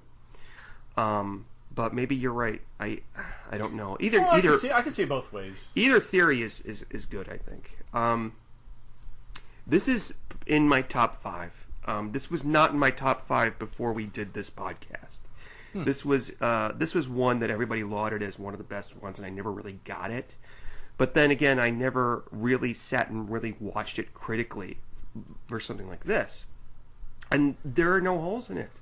It's just a perfect episode of Columbo. Oh, and I did have a problem that I think it was a little tiny bit padded. I did look at my phone for something at one point, and that was when he goes off to find Cadet Springer in a boat or whatever he is. That was a little bit... I agree 100%. When that was going on, I think picked up my phone, and in my mind I'm like, this feels like padding. Yeah, that's exactly what I thought. That's exactly what I thought. Yes. So I agree with you on that. But it wasn't very long. And they threw a little humor in it with the girl, like, "Are you sure you're a cop?" Yeah. That doesn't look like a cop car. And he shows her badge, and he goes, are you sure that's a real bat? I'm like, why are you asking questions? Yes. It's like, if you don't think he's a cop, don't answer the questions. It's just funny. But yeah, it was still funny. And yeah, apparently Springer was going to go north to San Francisco, and I also felt like there was a few scenes that kind of leaned towards homosexuality in this. What? What? Okay, that was just me then. Okay. No. Please tell me.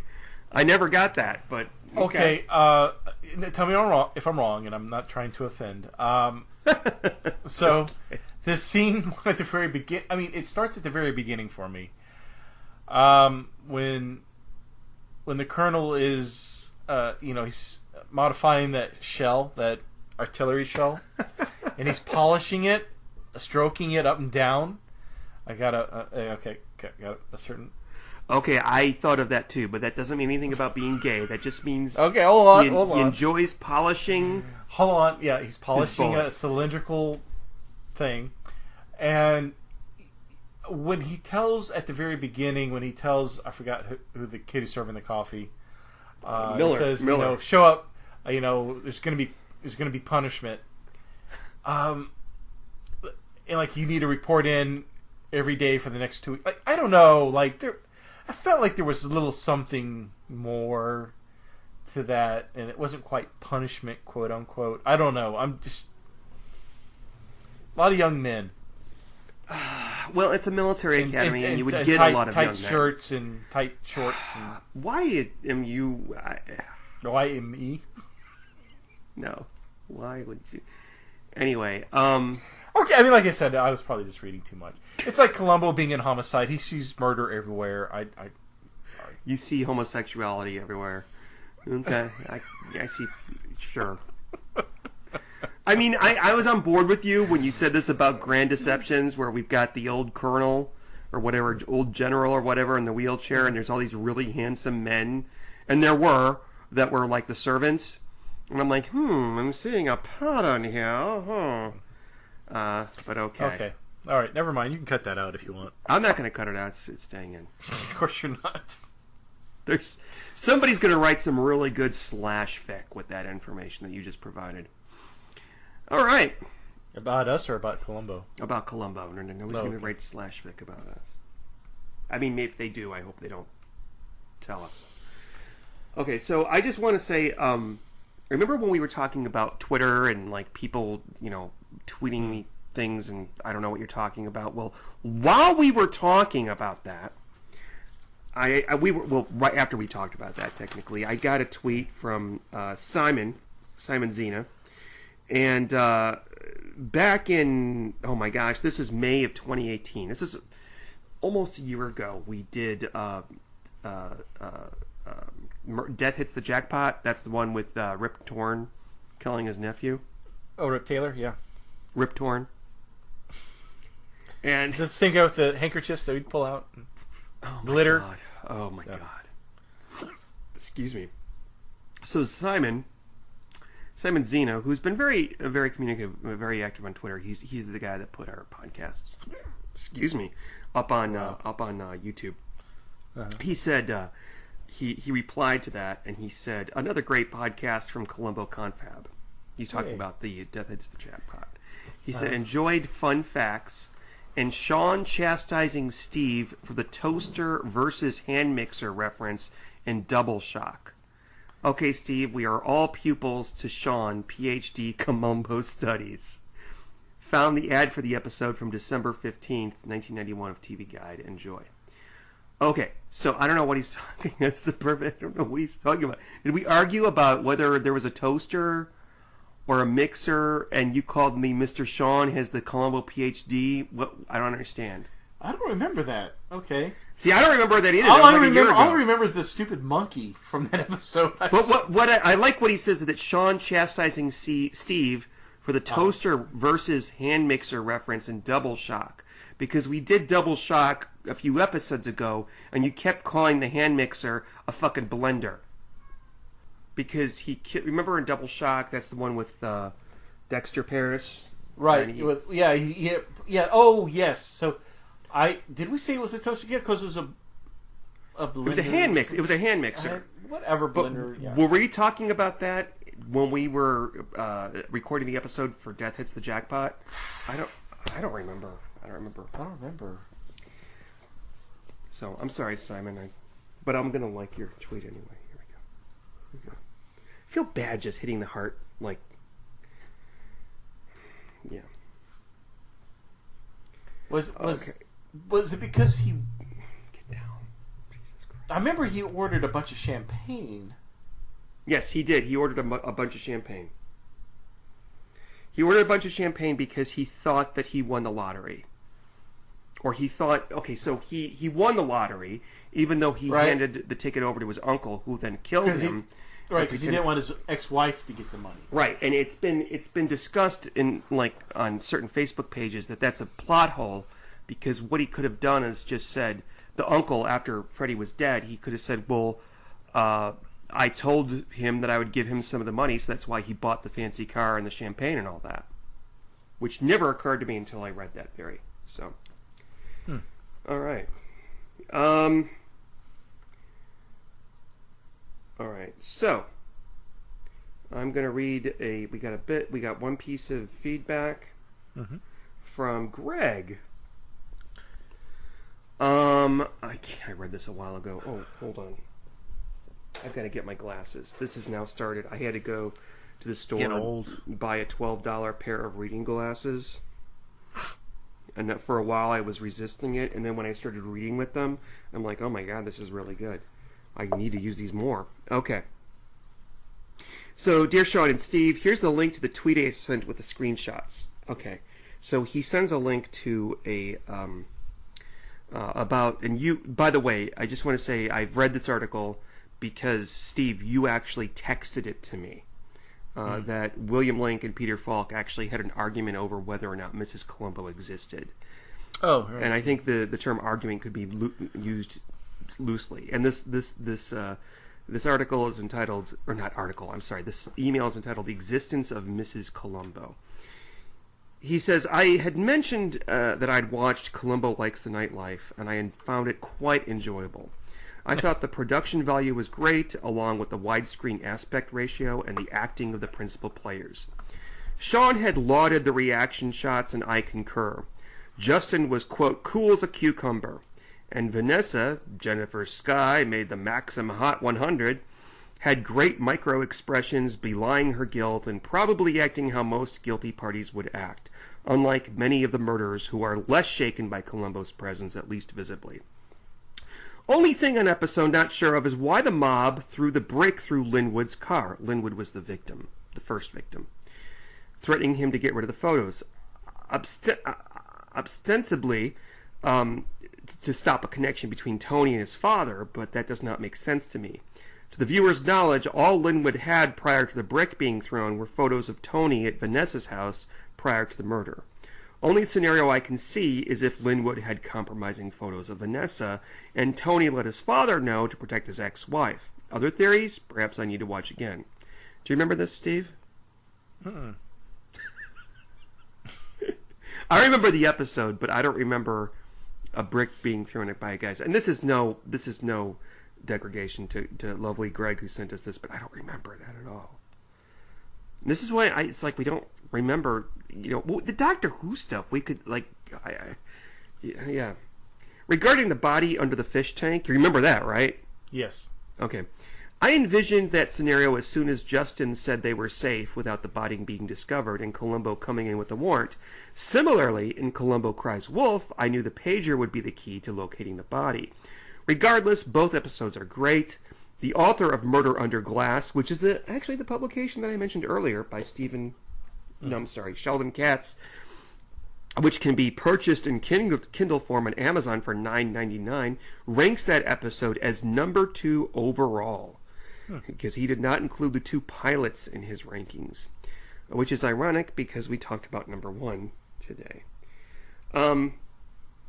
Well, thank you, Greg. That's cool. I do want to share with everybody. I follow these, or I subscribe, or whatever you want to call it, to these Facebook Columbo pages, and somebody posted this article, and it is obviously a parody article, like The Onion, and it's called "A Millennial Reviews the Horrors of Columbo." Okay. And this is from a while ago. This is from September of 2015. Okay. And I'm going to read this article. I want everybody to enjoy this.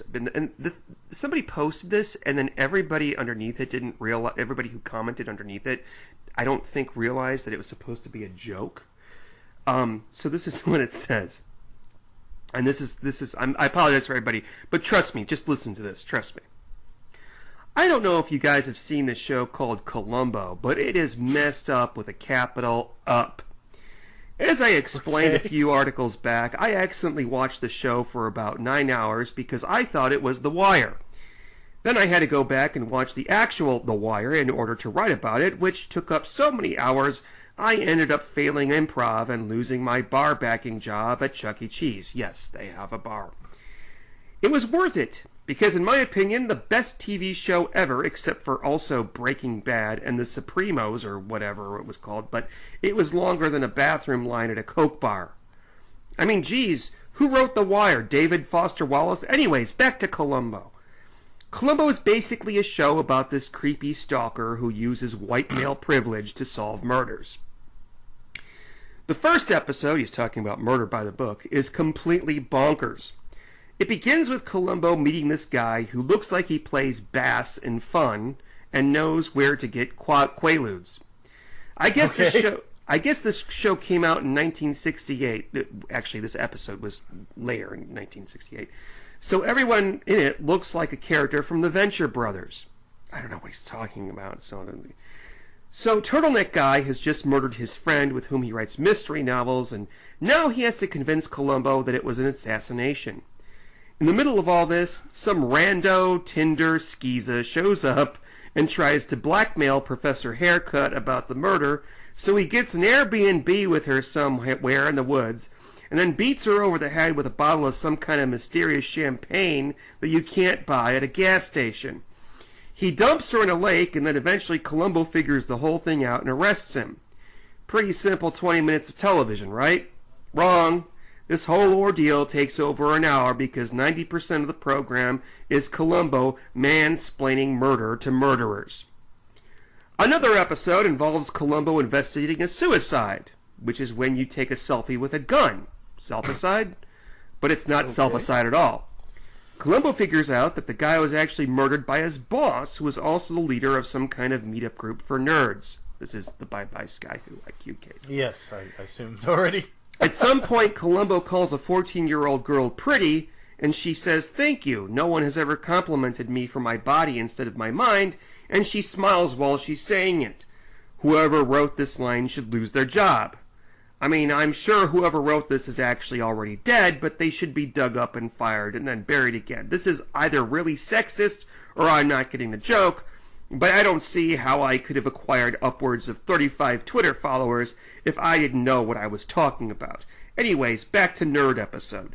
Columbo figures out that the head nerd faked the self-aside using some sort of cool Rube Goldberg machine, like from an OK Go video or something. Anyway, again, this should take 20 minutes, but most of the episode is this cop walking around going on and on about paper clips that people have misplaced or footprints that they left around, really insulting the agency of these other murderers by explaining to them how they committed their own murders. I'm so angry about Columbo's privileged point of view that I'm tempted to draw a cartoon explaining it. I'm a man, though, so if I explain something that's mansplaining, even if I explain mansplaining, I am now effectively mansplaining. I have confused myself, so on to the next paragraph. A third season episode titled Swan Song guest stars Johnny Cash as the murderer. Johnny Cash is... I love this one. Okay. Yeah, Johnny Cash is the only country artist I like, because he sang about cocaine and killing people. And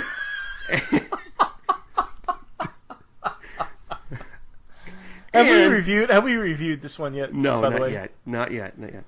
And I only like things that allow me to ironically affect a gangster rap identity. The man in black is killing people and jumping out of airplanes and everything's going great. And then old Seabo shows up and starts yammering on about everyone's dumber than him. Honestly, I haven't felt this assaulted by words since I huffed air duster and watched Jello Biafra do a spoken word set about hegemony. I don't know what he's talking about. Did you know? I just found this out. So the latest thing for kids to get high off of, instead of apple cider, is boiling tampons and inhaling the chemical. Oh, that's got to be made up. No. Oh my God. Is this before or after they do the Momo challenge? What? The Momo challenge? I don't have time to explain it. This is over 2 hours long. Go on. Okay, so if anybody ever did that to me, and I would not block them on Facebook. I'm sorry, if anyone did that to me... Huffing boiled tampon chemical? No, I'm reading the article. Oh.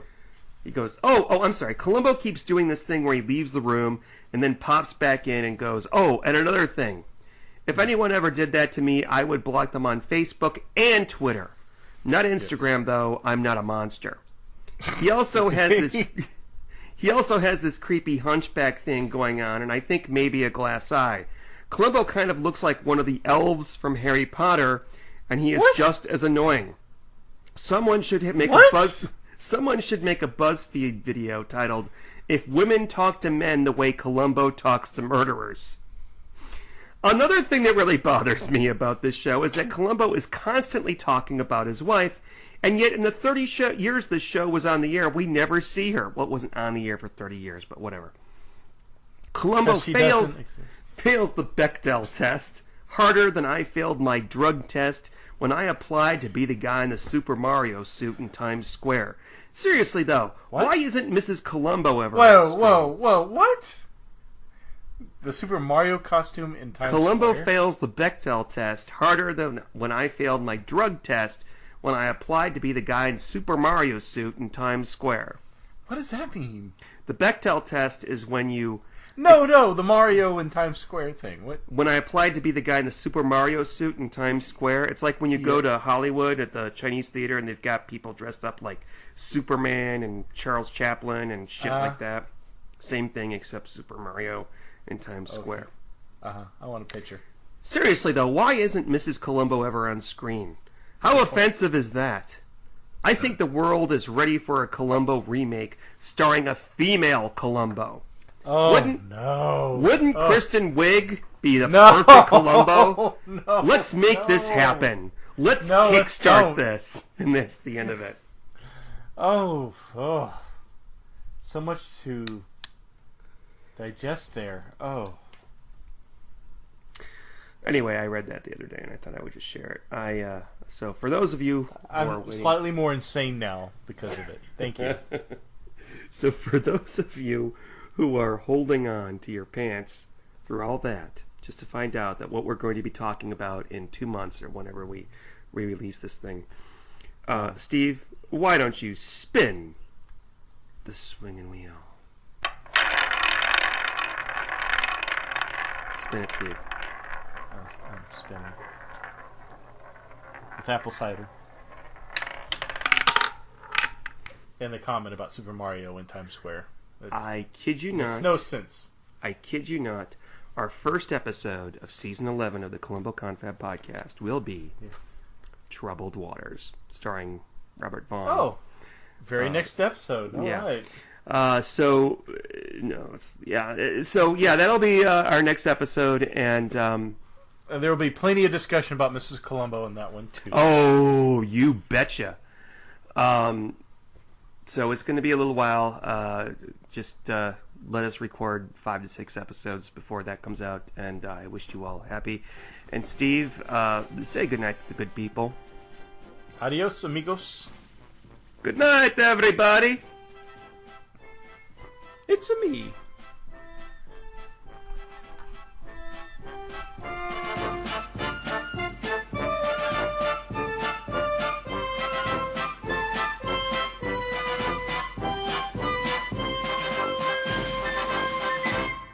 Thank you for listening to the Columbo Confab podcast. To email us with a comment or question, write to columboconfab@gmail.com.